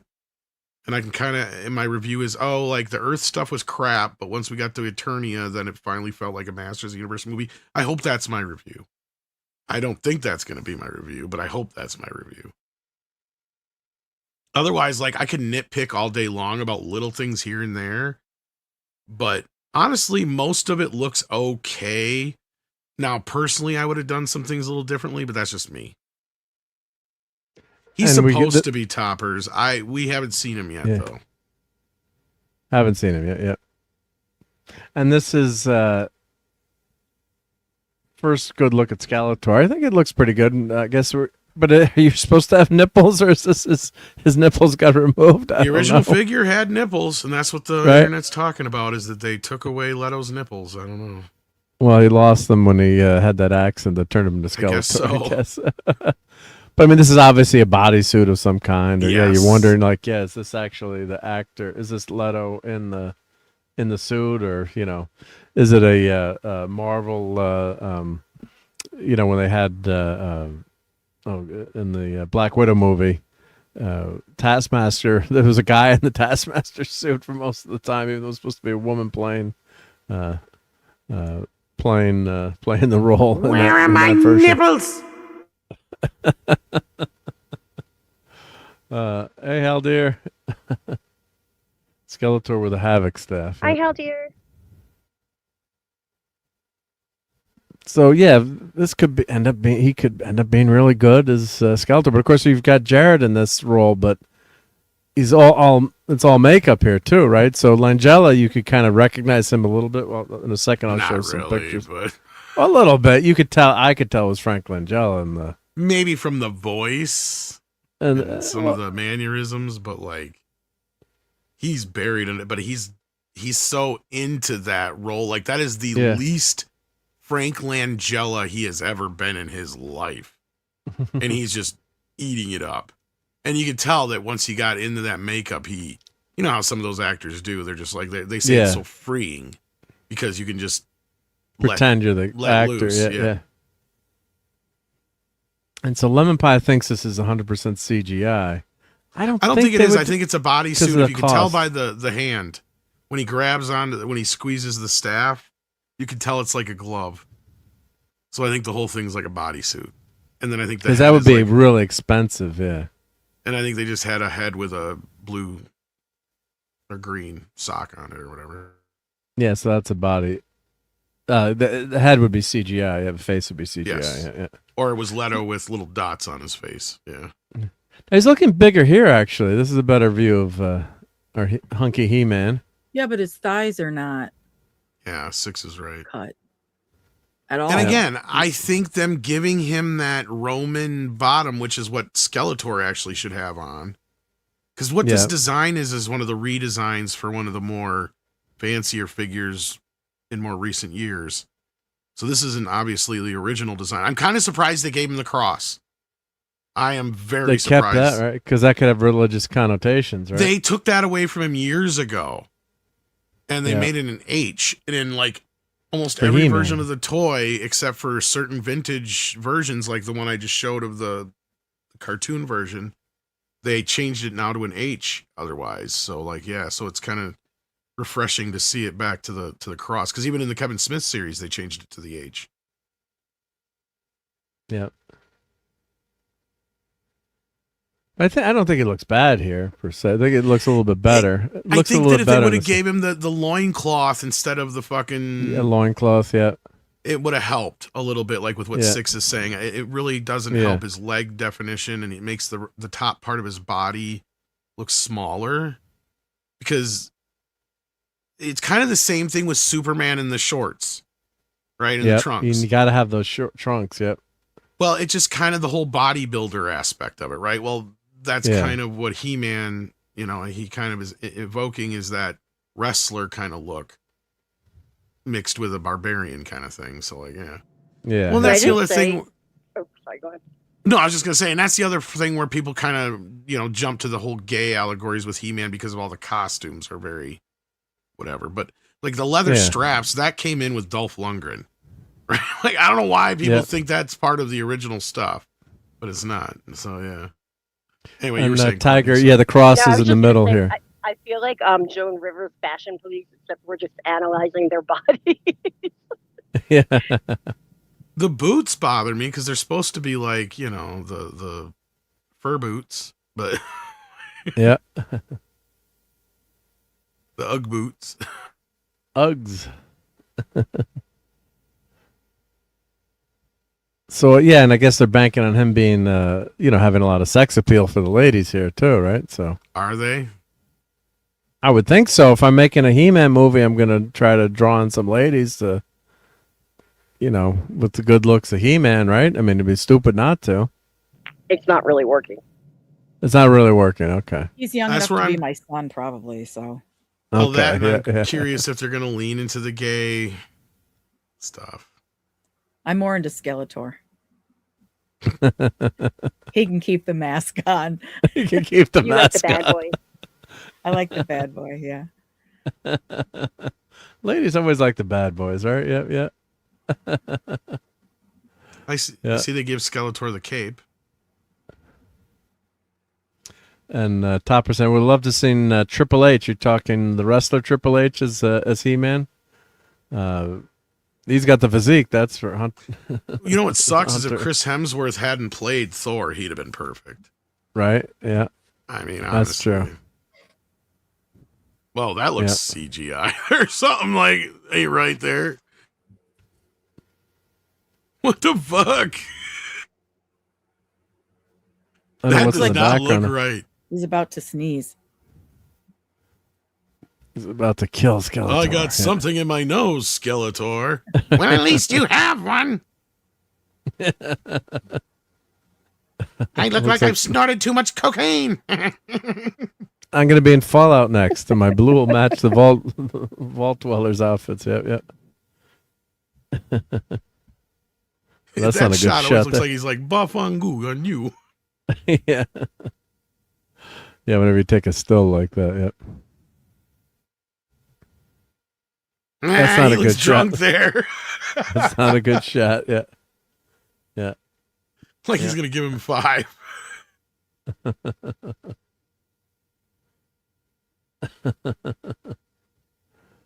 Let's see. Check the. Looks like he's in the midst of a fierce promo. Yeah, Godzilla's great. Yeah, it's Triple H had the perfect physique for that role. Yeah, Triple H. His abs disappeared pretty quick as soon as I noticed that too. 6. Were they CGI'd? I wonder if they were CGI'd. I think they were. Yeah. God, shit. That'd be great if I could get sword looks way too fucking big. Right? Like, that's huge. It looks obnoxiously big. Can I CGI add some abs on myself? Compared to him in the toy, even. Like, I don't understand. I'm trying to sort that out in my head here. Like, Well, he Even has the power. Lundgren's sword wasn't that big. Maybe this He-Man has to compensate for something unlike Lundgren's. I don't know. Yeah. Because supposedly Lundgren's packing some heat. So. Yeah, we'll show some pictures of Dolph in a second. Oh, I thought you were going to say you're going to show some pictures of Dolph's ding dong. No. Well, he does have the biggest one ever, right? If you watch. Get your mind out of the gutter, guy. Hey, you ever watch that's Toxic? That's the line from Toxic from Tuesday. Toxic Tuesday joke, yeah. The Toxic Tuesday joke. That's a good shot of him right there. He's got nice That's shoulder, a better shot, yeah. Nice, whatever that muscle's called. I don't remember. I like that you can see that even though it's not silver, it's the gold. I was worried that that his chest and whatever the hell you call it, the insignia, his whole thing. I thought it was like leather instead of being like, because in the original it's more of a silver thing, but at least it's metal, like it's gold. But, yeah. Yeah. But yeah, Six is right. That looks so much better. Yeah. And JT Kirk says, I need CGI myself too. Yeah, we'll get some virtual reality. Yep. Okay, so this is June 5th in premium formats. Yep. Doesn't say it's in 3D though. No. 3D is kind of dead now, isn't it, for the most part? Or it's hit and miss, depends. I mean, other than the avatars and the... What's dead is 3D Blu-ray, but yeah. Yeah. And I had one of those great Blu-ray players with 3D, and I had the 3D glasses. Really great 3D, actually, because they're active with my Epson projector. Shit, it looked great. I had Guardians of the Galaxy, and for a while I was only buying movies if they had the 3D version. But now you got to set up the projector to watch it. The 3D TVs are dead, too. Yeah, I got 2 3D TVs because of that. One of them's a plasma, and it looks beautiful, but I'm like waiting for the day it takes a shit. Yeah. And then eventually... My plan is to get a 4K projector because a lot of them still do the 3D. They still have it as a feature, and that's one of the few places you still can. Yeah, but like most movies now, it's difficult to find a 3D version. Now, I can like the most recent one that's gotten a 3D release was Fantastic Four. Yay! Oh, they did get a 3D on that one. If you order it from Japan, and I ain't spending $80 to have that fucker imported, that's for sure. Oh, wow, yeah. Because I imported Spider-Man No Way Home only to have it be region locked, and I can't watch it. Oh, my region-free player, for some reason, won't play it in 3D. So I'm stuck in this issue with it. You can try to convert it, maybe, but I tried. For some reason, I ripped it. And it would only rip it in 2D. Yeah, so it's like, what the fuck? Yeah, god damn it. Here, so I have a buddy who messes with that stuff. I think I'm going to send him the disc and see if he can't do a region-free copy of it for me. But yeah, see that leather outfit that he's got there? That's now you can go walking into a gay leather bar anywhere and nobody would say shit. No one's going to say crap about Dolph. Yep. So this was the newer version. Yep. So this is over with the H there. Yep. But you see how ridiculously big he is. Yeah. Yeah. That's a fake. That's kind of there were so many AI fake trailers. Fake trailer, yeah. I fall for them all the time. Yeah. I send them to people, and they're like, "Come on, Six, this is fake."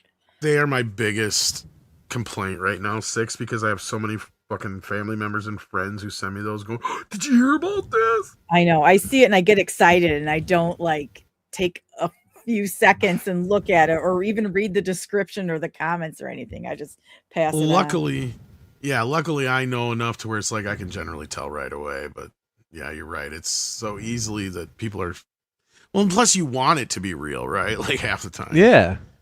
And sometimes some of the costumes I've seen in this AI stuff is really great. Some of the Marvel stuff or the old, some of them look better than stuff look really good. It's like, holy shit, this looks good. Yep. So here's, I'm trying to see if we get these that pictures. Box set small. Is like one of the worst box sets ever. Oh yeah. Have you ever tried AIing yourself? I mean, they make me look a lot better. Yeah, absolutely. I have. Yes. So yeah, this is the classic He-Man look. Trying to see if we get a picture of some more pictures of Dolph here. Let's see. Yeah. But yeah, I mean. So who invented the character He-Man? Is there like one person? Has many fathers. Say that again. It has many fathers. Oh, okay. That's a big, huge like thing with the Conan people. Mattel got the rights to do Conan toys when the movie was coming out, and they claim they got cold feet and decided not to do Conan toys because they found out the movie was going to be rated R. But it also was at the same time they were doing Masters of the Universe, and then the Conan people accused them buying the license just so they could snuff it out and it wouldn't be competition for Masters of the Universe. And there's a reason to believe that's a possibility.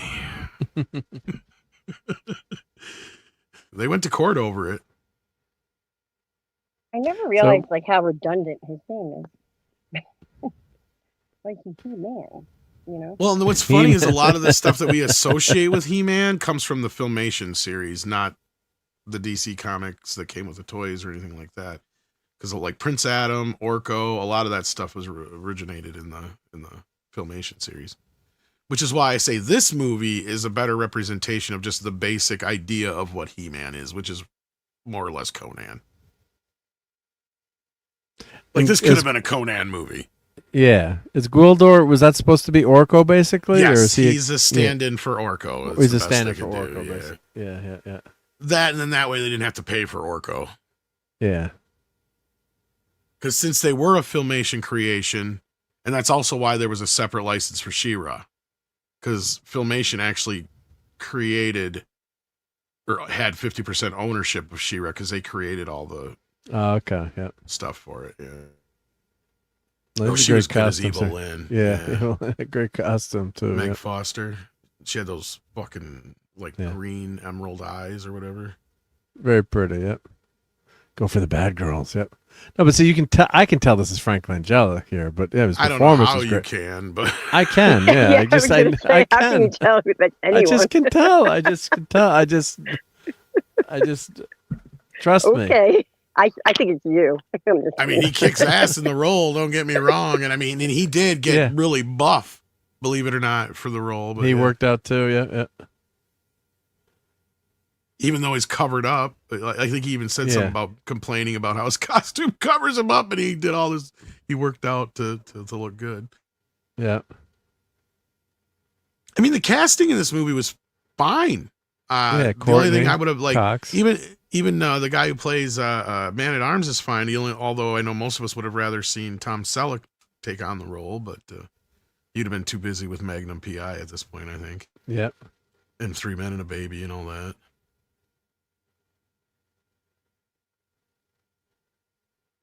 But yeah, Courtney Cox's claim to fame at this point. Do you know what that was? The Bruce Springsteen video, right? Yep. And do you know what how she and the Pepsi commercial? I think it was too. Yeah. How did she get in that, Bruce? Was that just the audition, or there was a connection there to get her into? Don't know, to be honest with you. I think it was I read that she had to go in and audition, and they just asked her to dance, and so she just started dancing, and they said, "Okay." And they picked her. Yep, and her blue eyes. I mean, if you watch that video, her eyes light up. And it took her a few years to kind of take off, because this did not help launch her career at all. Like, if anything, I'm sure she left this off her resume for a while. Yeah. Sorceress. Yep. Then I love the stormtroopers here. Yeah. They like literally just stole a bunch of fucking Darth Let's flare them out. Darth Vader helmets from. Yeah. But Dolph, there was no doubt that Dolph was He-Man, right? You're like, Yeah. Like, yeah. Oh, look at this how guy big he is here. Jesus Christ. He's smart. He's a genius, and he's got he was going to MIT, actually, for chemical engineering. He's a super smart guy. And then he was working as a bodyguard for, oh, God, what's the actress's name from View to a Kill? Was Tanya it Roberts? Tanya Roberts? Was it Tanya? No, not Grace Jones? Grace Jones. I was going to say Grace Jones. Grace Jones. Thank you. Was, it was stream branding here. Yep. I would think she could be her bodyguard. Yeah, so she, and then that's why you had to have Dolph Lundgren to be your bodyguard at that point if you're Grace Jones. Jones, yeah. So yeah, so then she's like he got standing there noticed through that. Too small. He is the one. He's the one. Yeah. So yeah, I really always enjoyed this movie. I thought it was kind of considering like Buck Rogers is so much better than it had the right to be. Considering that it was a production that was compromised and everything else, and the pedo director that it has. But yeah, so and that's what I said. Like if anything, a lot of the gayness comes out of this one because like look at that outfit. That's what I was saying is like he could walk into any LA gay bar and ain't nobody gonna look twice unless they just want to fuck him. But I mean, ain't nobody gonna think his attire is out of sorts. Tom, He-Man is gay. Just let it happen. No, he wants to fuck Tila. They have those that cartoon like music video thing that is just so funny. The He-Man one. Anyone know what I'm talking about? The what's up? Which one? cartoon? They did that like music video, the He-Man animated thing where they made him very, very, very gay. That's one of the things I was saying that we will end up getting some sort of wink nod to in this. Sure. Well, I never even knew that he was until that Dirty Dancing commercial. Oh God! And then I was like, oh, that's where it comes from. That's for like a grocery store too. It's Is it really? Kroger's? I think it was Kroger's or one of those. Yeah. No I thought it was a Saturday Night Live skit. No, it's a fucking commercial. Wow. Yep. They had Skeletor on some insurance commercial not that long ago too. And then somebody also started doing the "Until next time" meme or whatever. Yeah. Yeah. So we're gonna. I don't. The God, they're not in the movie. Poor Tom. Poor Tom. Yeah. Well, to me, that's like making Airplane, right? Like that's what they're doing. Like people think that's. Airplane's an amazing movie. Yeah, but you go into Airplane knowing what you're getting out of it, right? Like it's not meant to be Airport. It's supposed to be making fun of Airport, right? Like, yeah. You don't want them making fun of the He-Man character that people know and love. Yep. Now, of course, by the time we get to the fourth Airport movie, that shit's batshit crazy. Don't get me wrong, but still, right? It might as well be a parody. But yep. That's funny because I saw that one. Was it the Concorde Airport movie, the third or fourth one, I think it is, for the first time since I was a kid. And I realized as a kid, because of a stupid line of dialogue and because of, God, what the hell's her name? Karen Black. Because she kind of is half cross-eyed. I thought she was blind. And as a kid, I'm sitting here going, why do they have the blind chick fly in the plane? Oops. When I realized part of the reason why I thought that is because in one of the scenes, they got one of the people going, she's flying blind up there. Well, they meant because she had no gauges. Yeah, no. But I still am watching it going, why do they have one of the stewardesses flying? You would think there's somebody on that plane. This is 1978 or 9 or whatever it was. Like, you can't tell me there isn't some guy who flew a helicopter and plane in fucking Vietnam on that plane somewhere. Like, come on, give me a break. Like, why do you have her flying this thing? But as a kid, I thought she was blind as a bat flying the fucking plane going, this is crazy shit. Like, now I want to see that movie where the blind lady flies the plane. Yeah. The movie that never existed in my head. Anyway, back to He-Man. Yeah. Well, I think we've He-Maned out. I think we've definitely covered. I think we've covered He-Man. I got to pass out here pretty soon too. I got to work. Yeah, but I did want to talk a little bit about. And of course, I always put up on the marquee. I had some talk about a little bit about Fallout, Landman, SFA. We'd already did our Landman. food talk. You did finish Landman. Yep. 6. And have you watched any of Landman or Courtney? No. Go ahead. I didn't. What'd you say, Court? Courtney hasn't watched it, I guess. I'm sorry, my headphones are so bad. That's okay. Yeah. No, I haven't seen it. No Landman. Okay. Episode, I think, of Landman, and I watched the first couple episodes of Fallout. Okay. So basically, no. No. Okay. But we can do a little bit of both, I think, and then we'll. head on out of here because I got to get up and shovel in the morning, and I can't go to work tomorrow. But let's cover a little bit of both. So do like minor, not major spoilers. But we'll start with the Fallout. So I'm enjoying season 2. RJ God says I don't care about Landman. Let's get up some photos of Fallout here. Let's see, share this tab instead. Here we go. So let me put this up here. There we go. So the one big thing I think that's really changed in season 2, Maximus in season 1 is a blithering idiot. I don't know if you guys have what you guys thought about his character in the first season. Of course, it's based on the video game Fallout classic series, and it's post-apocalyptic future, and the character of Maximus, who's the knight, is just a total blithering idiot in the first season, total moron. And actually, in this season, the second season, he's actually competent.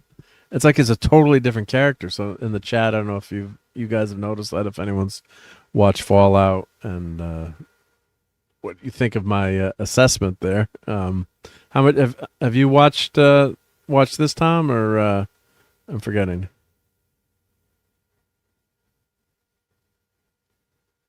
Oh, well, Tom will be right back, I guess. Yep. Tom's crying again.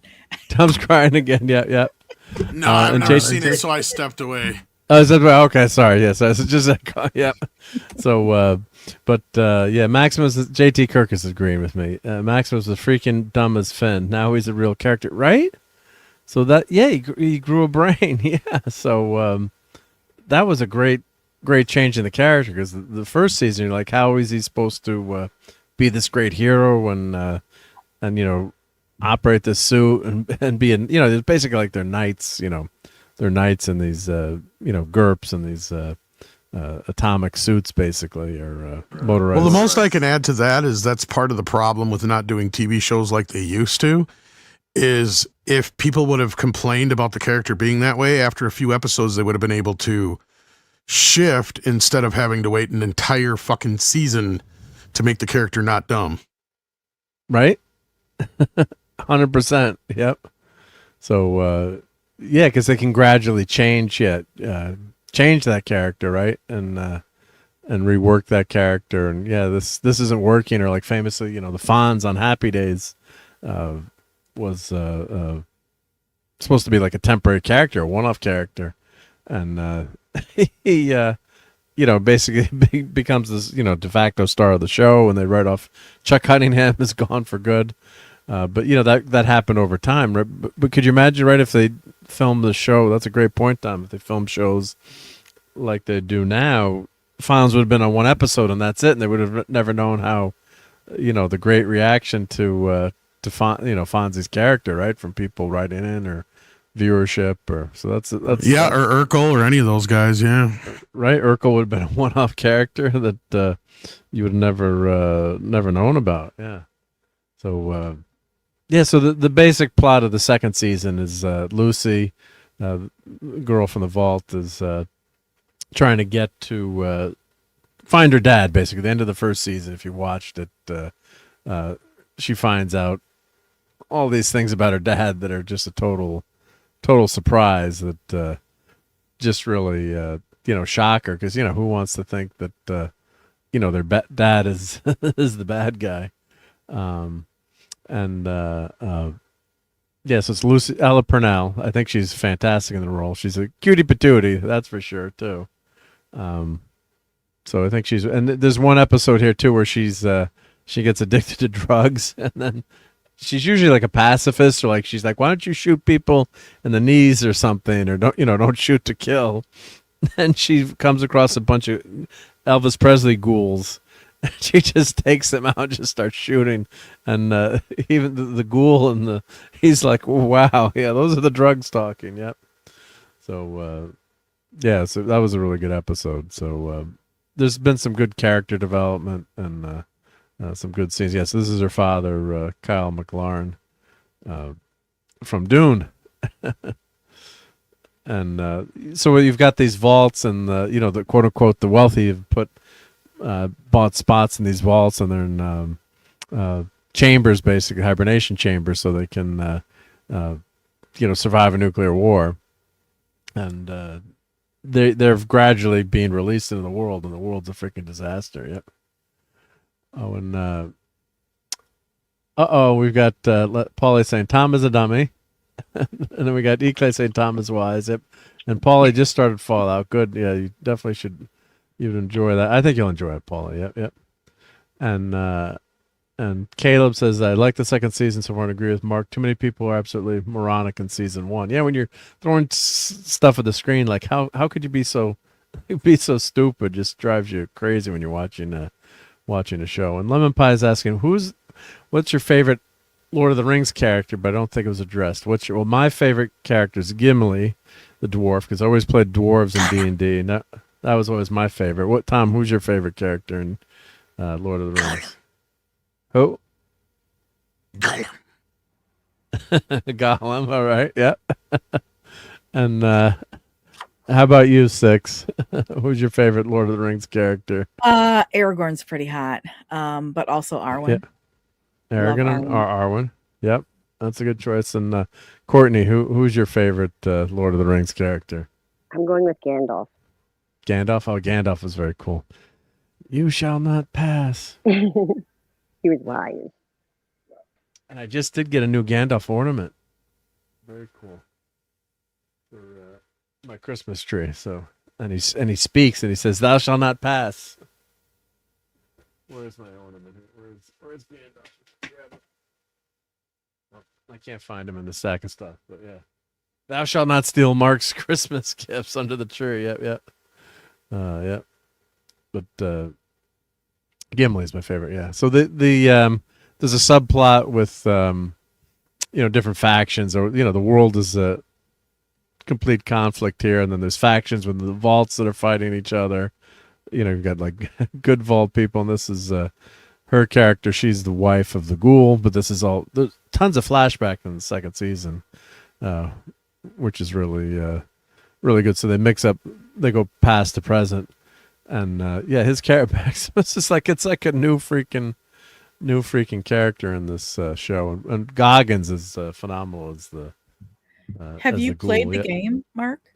I played the game like when it came out, the first version years ago. I got to go back to playing it because I own it, on Steam, or you buy, it's on sale. You buy like the pack, for like $10. I just wonder how close the show is to the game.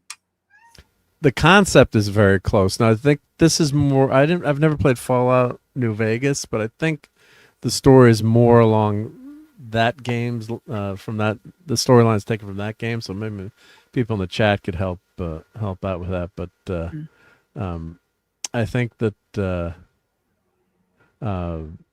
that's where this part of the game, and I think this is set in the future, past the games too. Oh, okay. I think this is set.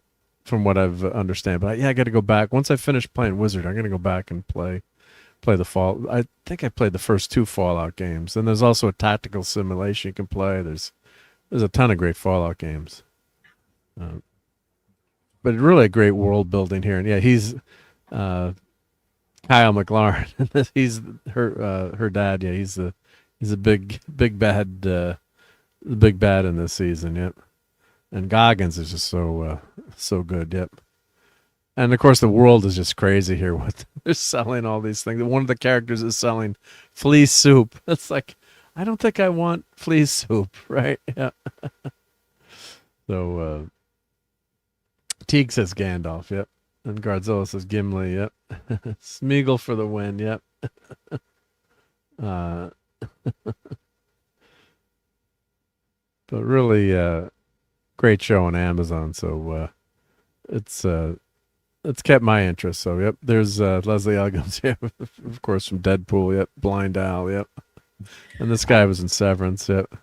When I watched it, I was doing every once in a while we'll have a patient who needs a sitter, and so I was doing it's basically a one-on-one with a patient, and this patient happened to be sleeping, and one of my coworkers came in and said, we were talking, and she asked me if I what TV shows I was watching. And I said, well, I'm all caught up on everything. And so she suggested Fallout. And so I sat there for the rest of the night and I watched the first episode twice. Okay. Because I just enjoyed it so much. And I thought, oh my God, I'm really loving this show. Am I going to end up like buying the game and going home and finishing the show? And then I just kind of forgot about it. So I was excited when I first saw it. The pilot, that first episode was really good though. Yeah, it does pull you in, and the game was when the game came out, it was a smash hit. I mean, it was just like won all kinds of awards. And good night to Donnie. Thank you for hanging out with us tonight. But his nose is that's scary. Yeah, so you get infected and you become like these are like mutant ghouls, and like he's 200 years old, or he's lived 200 years looking for his family at this point. So. And I didn't recognize that, spoiler, it's obviously Goggins this is him in the flashback where let's see. That's him and he's a movie star. And I didn't recognize that he was the ghoul, the bad guy. They don't try to hide it, but there's all kinds of flashbacking. Caleb thinks there's too many flashbacks. But I think that they're trying to round out the story there. And or that's Eclay, sorry, excuse me, Eclay. And Caleb says it's very close. They use items from the game as well as music and loads of things. And it's set right after 4. Okay, thank you. Yep, that's what I had thought. Yep. So, but yeah, his performance is fantastic. Yep, Emerson is a good role here. Let me just see if there's any other quick pictures to show. But. Yeah, it's streaming. It's fun, Then you just keep going, and you're like, "Oh crap! I got one more episode when they tie it in." So I guess Macaulay Culkin is going to be in one of these upcoming episodes. So I haven't seen him yet. I'm about 6 episodes in, but yeah, I'd give it a thumbs up. I'd give it a thumbs up. Recommend it. Yeah. So the other show we're going to talk about a little bit.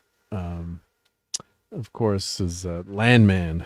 So we'll do minor spoilers. And then I guess Admiral Teague probably wants us to talk about Starfleet Academy too. But Landman, shit, what a great end to that show. I guess people haven't watched it, so I won't do major spoilers. But yeah, it kind of went where I predicted it would, but it did it in ways I didn't predict it would, which is typical of Taylor Sheridan. So. Yeah, it's a really, really good show. Really solid season. Great ending, because it tied up a lot of loose ends, and it leaves a launch pad for the 3rd season to be different. And Teague says, "I'm purging Starfleet Academy from my mind Wednesday." Yeah. Mark, he was in the he was in Legion. Oh, that's right, he was in Legion. Yeah, Macaulay Culkin was the guy in the Legion that crucified Luce. That's right. Thank you. Oh yeah, I'm forgetting that. Thank you, Caleb. Yep. I just watched it I just watched it yesterday too. Yep, and I forgot that. Yep. Yeah, they have a Roman there's some in Fallout. Yep. Then they act like they copy the Roman Legion. Yep. But if you've been watching Landman, so Ainsley's character finally gets some interesting stuff to do at college, and she's got a conflict with her roommate. And they handled that really well too. So that scene was great where they're discussing, her roommate has they/them pronouns, and they have a nice discussion. And in the end, minor spoiler, it's pretty obvious that they end up respecting each other and becoming friends. And Ainsley is never mean to her. It's her roommate who's actually imposing all these guidelines, saying you can't play music, you can't do this, I've got to meditate for 2 hours a day. It's like, so that was, and they had a really nice scene at the cheerleading practice where Ainsley stuck up for her. So this sounds like a soap opera. Yeah, it's a soap opera. Wouldn't you say, Tom? A lot of kind of like how Dallas and some of those other very Yellowstone-y in some of those kind of ways. Dudes. Yeah. But there's a lot here for women to enjoy too. Yeah. Yeah. So, and they've got, his dad is on this season. Tommy, they bring his dad into it, and he's all great actors. Sam Elliott is a great actor. Although the funny thing is, Sam Elliott's I think 80, and Tom, he's only like 70. I think there's 10 years difference between in age between the in real life between the characters. Yeah. So, but and Ali Larder, of course. Yep, was really good on the show too. So, yeah. So they set it up where basically Tommy's got to go off on his own again, right? So, yeah, and Teek says his idea of physical therapy is innovative. Yeah, so he hires a stripper to give physical therapy to his dad. He's like, don't break him or anything. Yeah, and then the guys, when she shows up at the house, guys are asking like, "Can I have a session?" Like, it's like, get your own physical therapist. Yep. But yeah, they did a nice job in tying this up, and I just really love the way the characters are fleshed out. There's no really two-dimensional characters in the show, right? I mean, they do a nice job with it. And his wife gets attacked in the 9th episode. Minor spoiler, and they like another show, right? Wouldn't you think that that would like he'd go to trial, and it would take like a whole season would resolve the whole what's happening. I mean, they could have, but I kind of figured Tommy would get involved. And right? I mean, they make a lot of good points. And I mean, what I love is how they give the lawyer lady, I forgot her name now.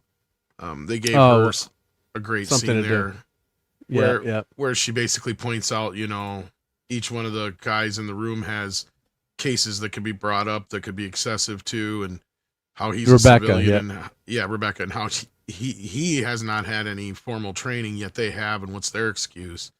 And then Tommy comes in later, just kind of blowing the doors off the place. They're all like, well, we haven't decided what we're going to do yet. He's like, well, I think the decision's pretty fucking clear.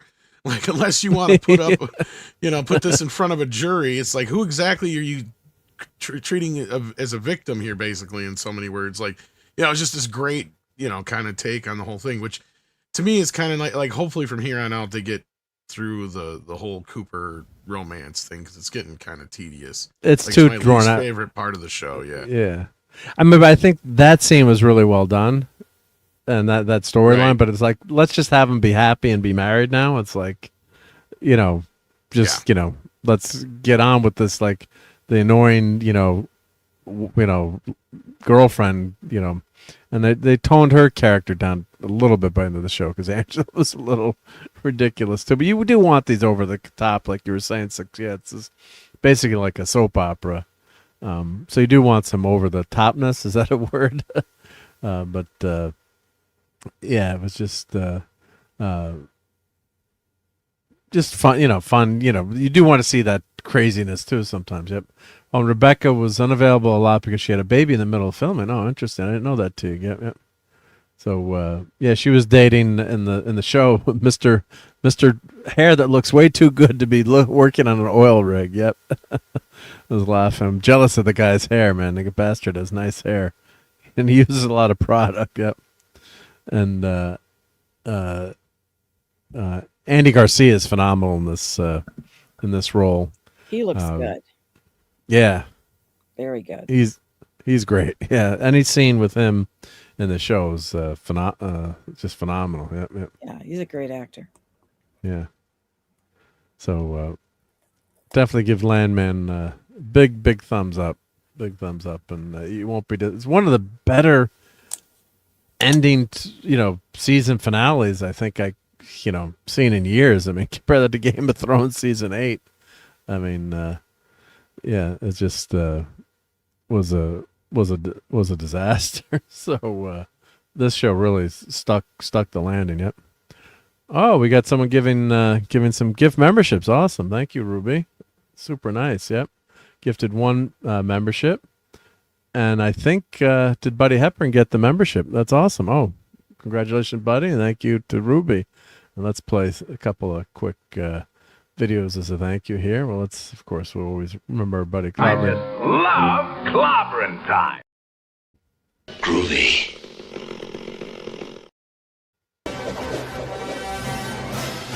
Hey, Jim! Whoa! Excuse me. That's a bad outfit! Thank you. Always love adding channel members and subscribers. So thanks, thank you for the support. Much appreciated. Yep. And I guess we can talk just for a couple of minutes about Starfleet Academy, Admiral Teague's favorite new show.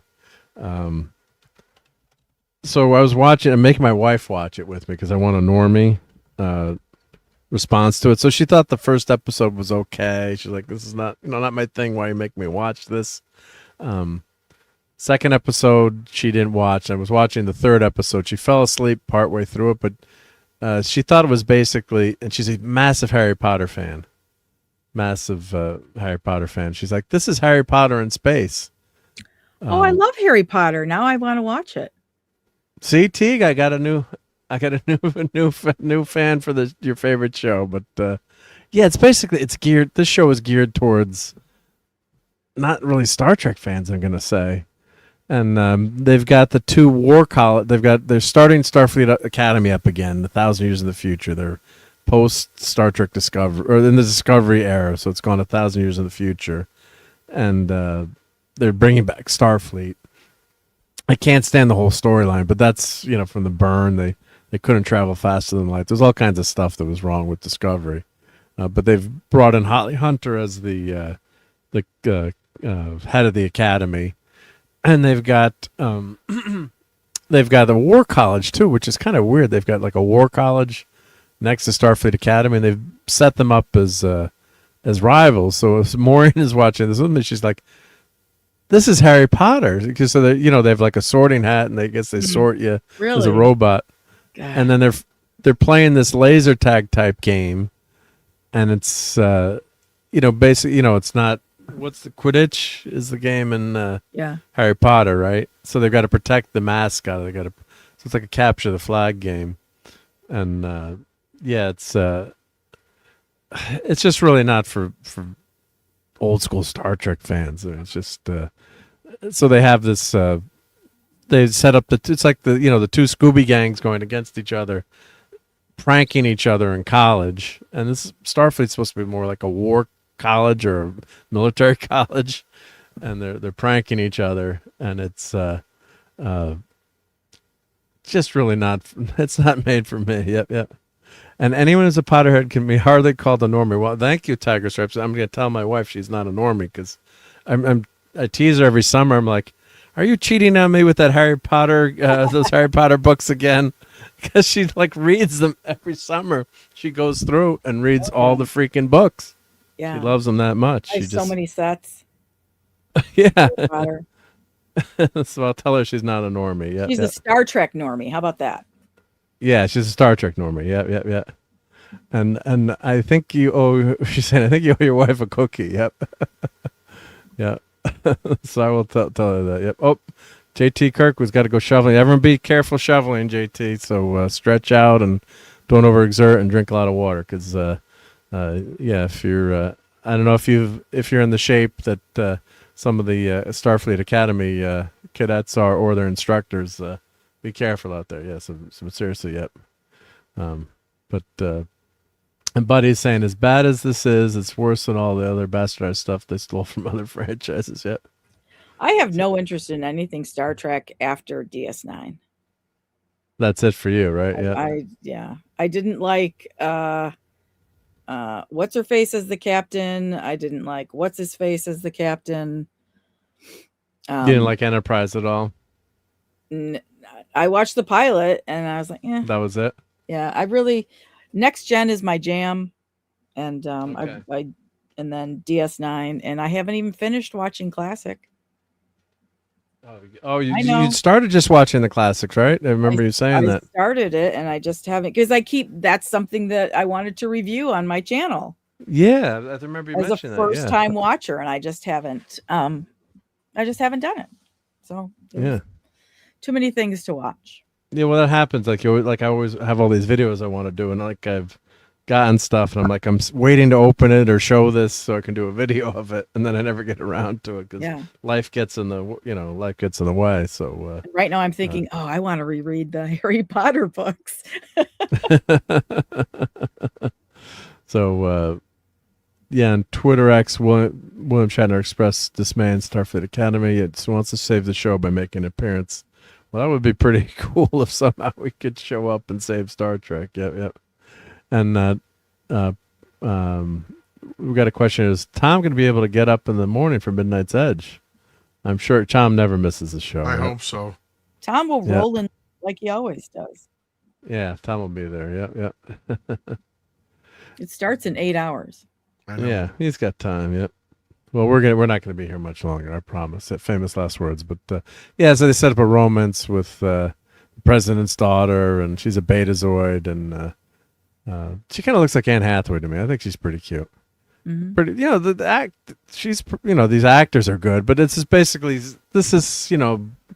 it's not like a Star Trek exploration show. It's more of a kids in school show, right? Almost like I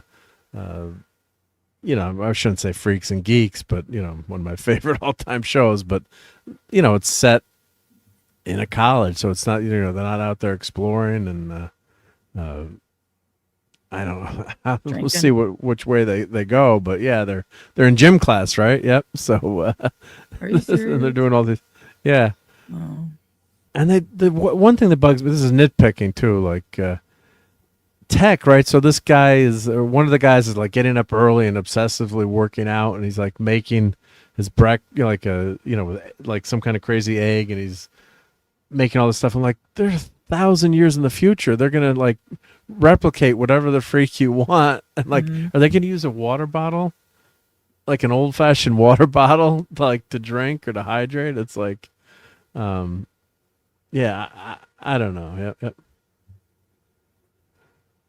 Oh, I don't know, Teague. I wasn't looking. I thought she was cute. Yeah, I'm not gonna judge anyone's figure when my figure's not so good. But yeah. Just He-Man's. Yeah, just He-Man's. Yeah. We tore him to shreds. Yeah. Tom eats cocaine powdered donuts for breakfast. It'll be okay. Yeah. Yeah. So, but yeah, now her figure or physique as a drill instructor, I don't know, Jem Hadar. they created they have a half. I guess you could have in the future Jem Hadar who do not. They're just basically creating test tubes for now they've mated with Klingons, and then in the future you'd think you'd be in uber great shape, right? You just pop a pill and you're in great shape. So, but yeah, this show is just it was basically episode 3 was just a prank.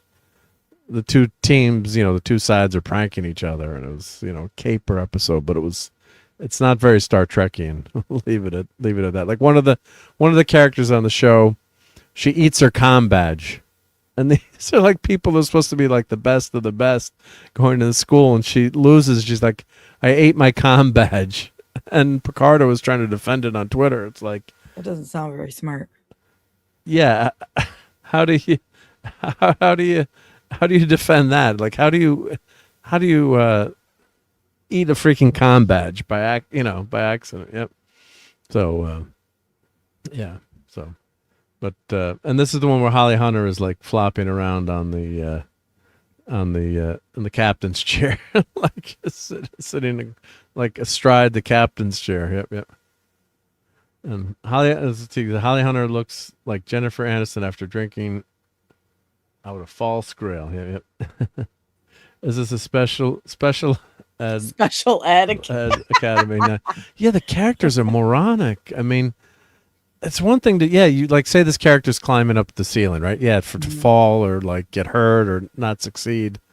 But when they act like complete and utter idiotic morons, the Klingon character is semi-capable, I guess. He's not a complete moron. Yep. Oh, this is Teague. Oh, Teague's video actually just showed up here. Yep. We are obviously not the audience for this show. No, we're not the audience, which is a shame because being such a Star Trek fan. But yeah. You guys And were Lemon funny Pie to likes listen to that DS9. talk about it. Yeah.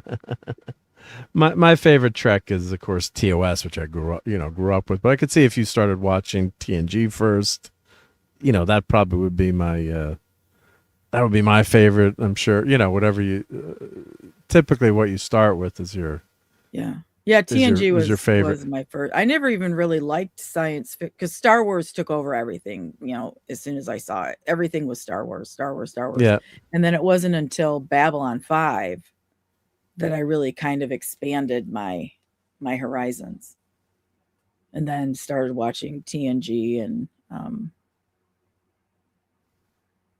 and that became your jam, right? That was that was your exactly. favorite. Yeah, I love TNG. I could put on any episode at any time and just love it. Yeah. And I got my mother-in-law to love Star Trek, TNG, and then Jean-Luc Picard was a joke. Like, I'm like, you gotta. She was an English teacher, and she's always teaching Shakespeare and the classics. I'm like, he's a Shakespearean actor. You'd love it, Grammy, right? And so we watched a couple episodes, and then she kind of fell in love with Jean-Luc Picard. And I would give her some action figures. I'm like, Grampy, you're not getting jealous of the Star Trek guy. As a joke. We're always joking about it. And then when she watched Star Trek Picard the first season, she was like, what did they do to his character? This is so horrific. And she told me all that without prompting. So but she loves TNG, and I think did I ever get her to watch? Maybe we watched a couple of episodes of TOS, but she, TNG, that's what she loves. Loves those characters and loves the character of Jean-Luc Picard. Yep, and great job with that thumbnail too. Yep, that was great that it came up in the search. Yep. So that. It's just a shame that Discovery went so off the rails, and I recommend Enterprise to everyone too. Admiral Teague and the gang are reviewing Enterprise each week, and it actually works better streaming. I think some of the episodes strung together play a little bit better. But I did end up really liking that show, and that's the last. I was so sad when I finished the last episode because that's the last good new Star Trek that I'm gonna get. So, which is tough. Yep. But we'll see what episode. Does anyone know what episode 4 of Starfleet Academy is about? I don't know. Did they give us a teaser on that, or we're gonna get the Gorn on it again, or I don't know. More Gorn. Yep. So it's just not a show for. It's not a show for me. But if you like it, I always say. You enjoy it. If you enjoy it, I'm happy for you. Yeah. But no, it'd be fun, Six. If you ever do any of those TOS shows, I'd love to come on. If you ever, you're probably going to do Pluribus first, though, right? Pluribus is really in the forefront of my mind. That's the forefront. Yeah. It's just finding a time to do it's a good goal is to try to do it like once a month at least. Say I'm going to do it yeah. Like at least see hit one because it's only 9 episodes too, right? Or was it 9 or 10? I think it's 8 or 9. Yeah, it's not that many episodes. So so by the time the next season comes along, I should have all of them done by then. Yeah, but does your work schedule always random, or are you always? Well, I have a set schedule every 2 weeks. It's just like I can't do. I don't have like one day off. I don't have every Tuesday off. I don't have every Friday off. It'll rotate, I guess, right? Yeah. So it's like I have every other Friday off. I work every Tuesday. I have every other Thursday off. So just trying to find, and it's probably just going to end up me saying, okay, I'm going live at this time. Can you join me? Whomever, and if you can join me, awesome. If not, I'm totally fine, solo streaming about it. Yeah. But I really want Gary and Anima, and I think for Anima it's going to be really hard just because she's on the other side of the world. She's across the pond, right? Yeah, she's across the pond, and so the time that's another. I'm just going to have to try to figure out what the best is, and I don't know what Shinatsky's. I don't even know if he wants to come on actually, but I do want him. I'd love it if he was there because he had great insight on the show, and of course I want you there too, Mark. So I'd love to be there. Yep. Yeah, and I guess that's the way to do it too. Sometimes, like just I'm going live now, and whoever can make it. Yeah, it might be 4 in the morning, and I'm like, well, here we go. Wake up, everyone! Yeah, because you work. Sometimes you're working. Shift.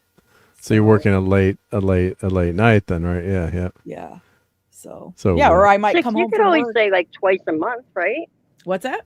You could always do like a twice a month thing, right? I could say, okay, every other Friday at 11 p.m. Yep. Yeah, that would work. I'm gonna do that. But then, something else will happen and Yeah. I'll want to be doing something else, or I'll want to sleep, or whatever. I don't want to feel. That's another thing about like streaming is I don't ever want to feel locked in like I gotta stream, or I gotta I don't like that kind of pressure of feeling like I expect it anywhere. Well, especially when you got to prep for a show. Like for Geekery, what I'm doing during the week is if I see an article or something, I have like a Google Docs. So I'll save an article to try to, get ready. See what I think everyone wants to talk about. Mm-hmm. But if you're doing like a show in pluribus, you probably want to do some screenshots maybe, or get some notes, or especially if you're going to do a deep dive. So you got to actually prep. The best is probably 70s Rock Fan. He does a freaking amazing amount of prep. Do I need to for do his all shows. that? Oh my gosh. He, for the music ones especially, he has to go through and figure out what is copyright. You know what I mean? Yep. Okay, Mark just put a ton of pressure on me. Sorry, well, you have to shit. get some God damn it, Mark. screenshots and take some notes. What? Well, but what? Do it like I do and just wing it when you get on there. Just wing it. The best way to go to IMDb and look at the photo, like they'll have photos for it. That's what I was just doing for some of the stuff tonight. Like go to the episode on IMDb and just show a couple of photos. It always helps to show a couple of photos.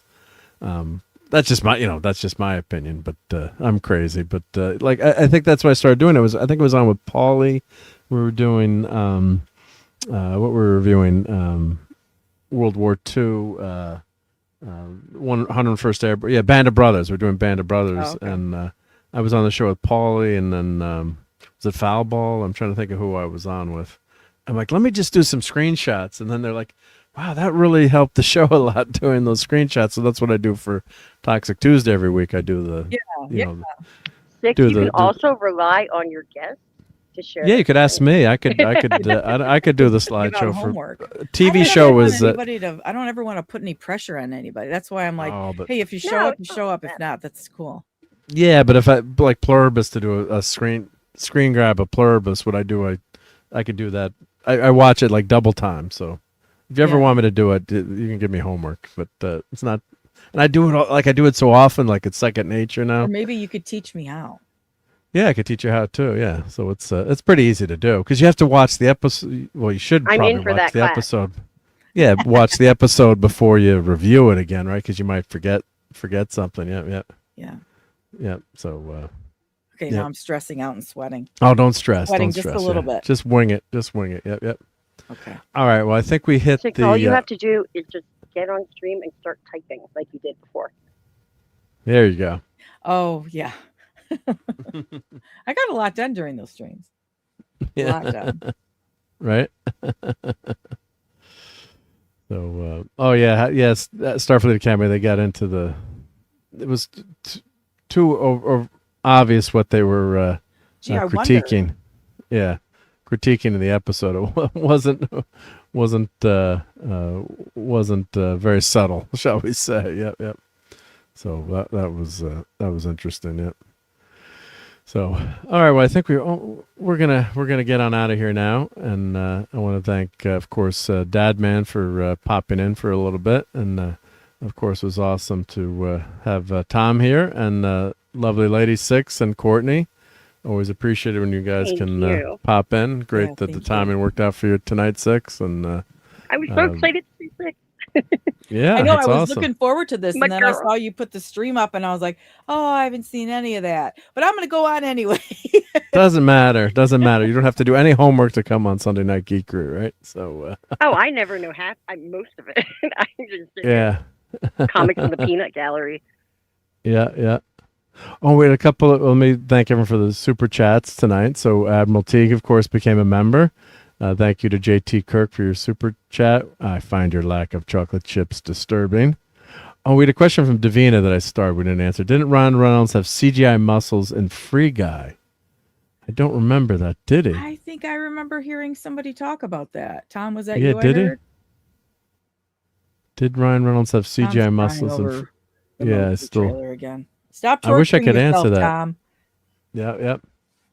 And Caradinas had a good question here too. I don't necessarily have a problem with there being humor. I feel if you can have goofy and sincere walk hand in hand.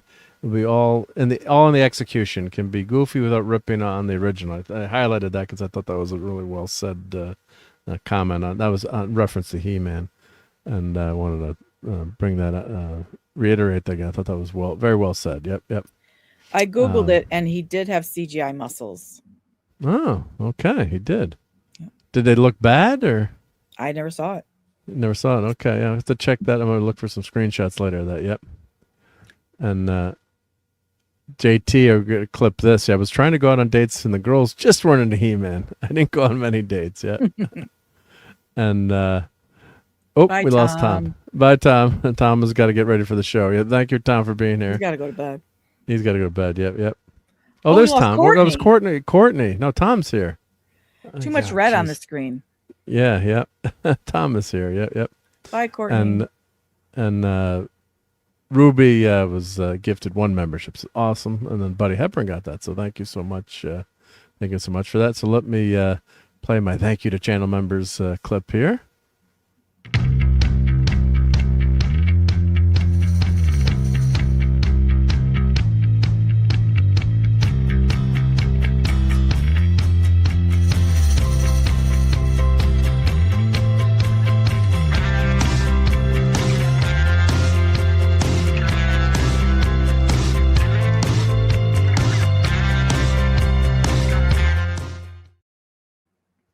Oh, Courtney got booted. So there's a point in me coming back. Yeah, we're just saying goodnight to him. But Courtney sometimes on the phone. I think it gets. Hi, Courtney. I love you. Take care, Courtney. Yep. I'm glad you're doing okay, Courtney. Yep. And so let's thank because Courtney had that rollover crash a few weeks ago. Thank God she's okay. What? So you didn't hear about that or see that on Twitter? No. She flipped her truck that she was in the snow, and it was in the Sunday Night Geekery chat. I don't know if she put it on Twitter, but she was public with it, so it wasn't. Yeah, but thank God. And the guy that found her was or helped her was like, I didn't expect to see anyone alive in this car. So my God. Yeah, thank God Courtney was okay. So when we end the show, I'll show you the picture. Okay. 6. Courtney had published it, so it's not. Yeah. Okay. So just hang out a second. I'll show you that. But let's thank everyone in the top fans tonight. So Castle Grayskull and Maddie's. Yeah, Steve was here. I thought I saw Maddie's daddy fly by in the chat. So hail to the great Vegas Thor, Steve, Polly's Minion, Jonathan, Cowabunga Dude, Jay Price, Claude Salling, Brian Hepburn, my buddy Latino Slant, Hemorrhage Mariah, Davina Duckworth, and thank you for wrenching so well tonight, Davina.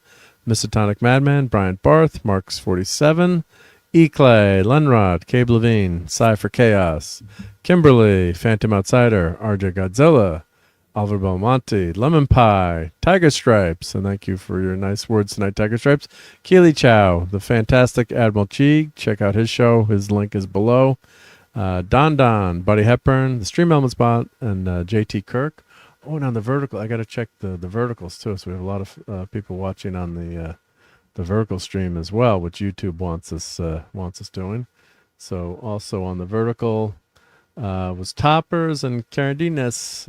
Thank you for being here, and I hope to see you again on another Sunday Night Geekery. So thank you, everyone, and we'll catch you next week. Stay safe.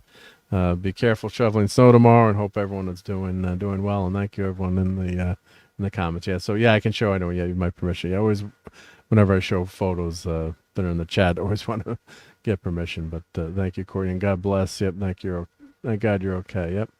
So thank you, everyone, and we'll catch you on the next Geekery. And 6, you'll be when you're out you're ready to do Pluribus. You'll let everyone know, I'm sure. So, yes, and it's going to be like a while. It'll be a while. Yep. Next week. Come on. I gotta Yep. coordinate. You gotta coordinate. Yeah, yeah. I gave you homework now. Crap. Damn it, Mark. Yep. Oh, the stress. The stress. Yeah, yeah. All right, I'm gonna pull this out, and I'm gonna play a couple clips, then we're gonna get on ahead of here. So, thank you, everyone, and catch you next week. Groovy. Your agonizer, please.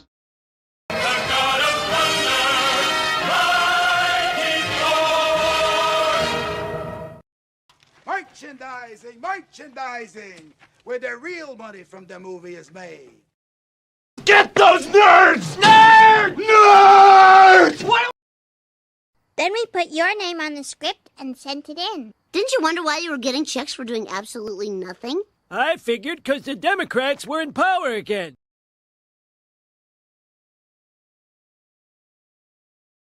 You're a lying dog-faced pony soldier. You have to set an example even in the face of stupidity. Now, everybody that reads comic books knows that Kirby's Silver Surfer is the only true Silver Surfer. Fun storming the castle. It's 106 miles to Chicago. We got a full tank of gas, half a pack of cigarettes. It's dark, and we're wearing sunglasses. Hit it.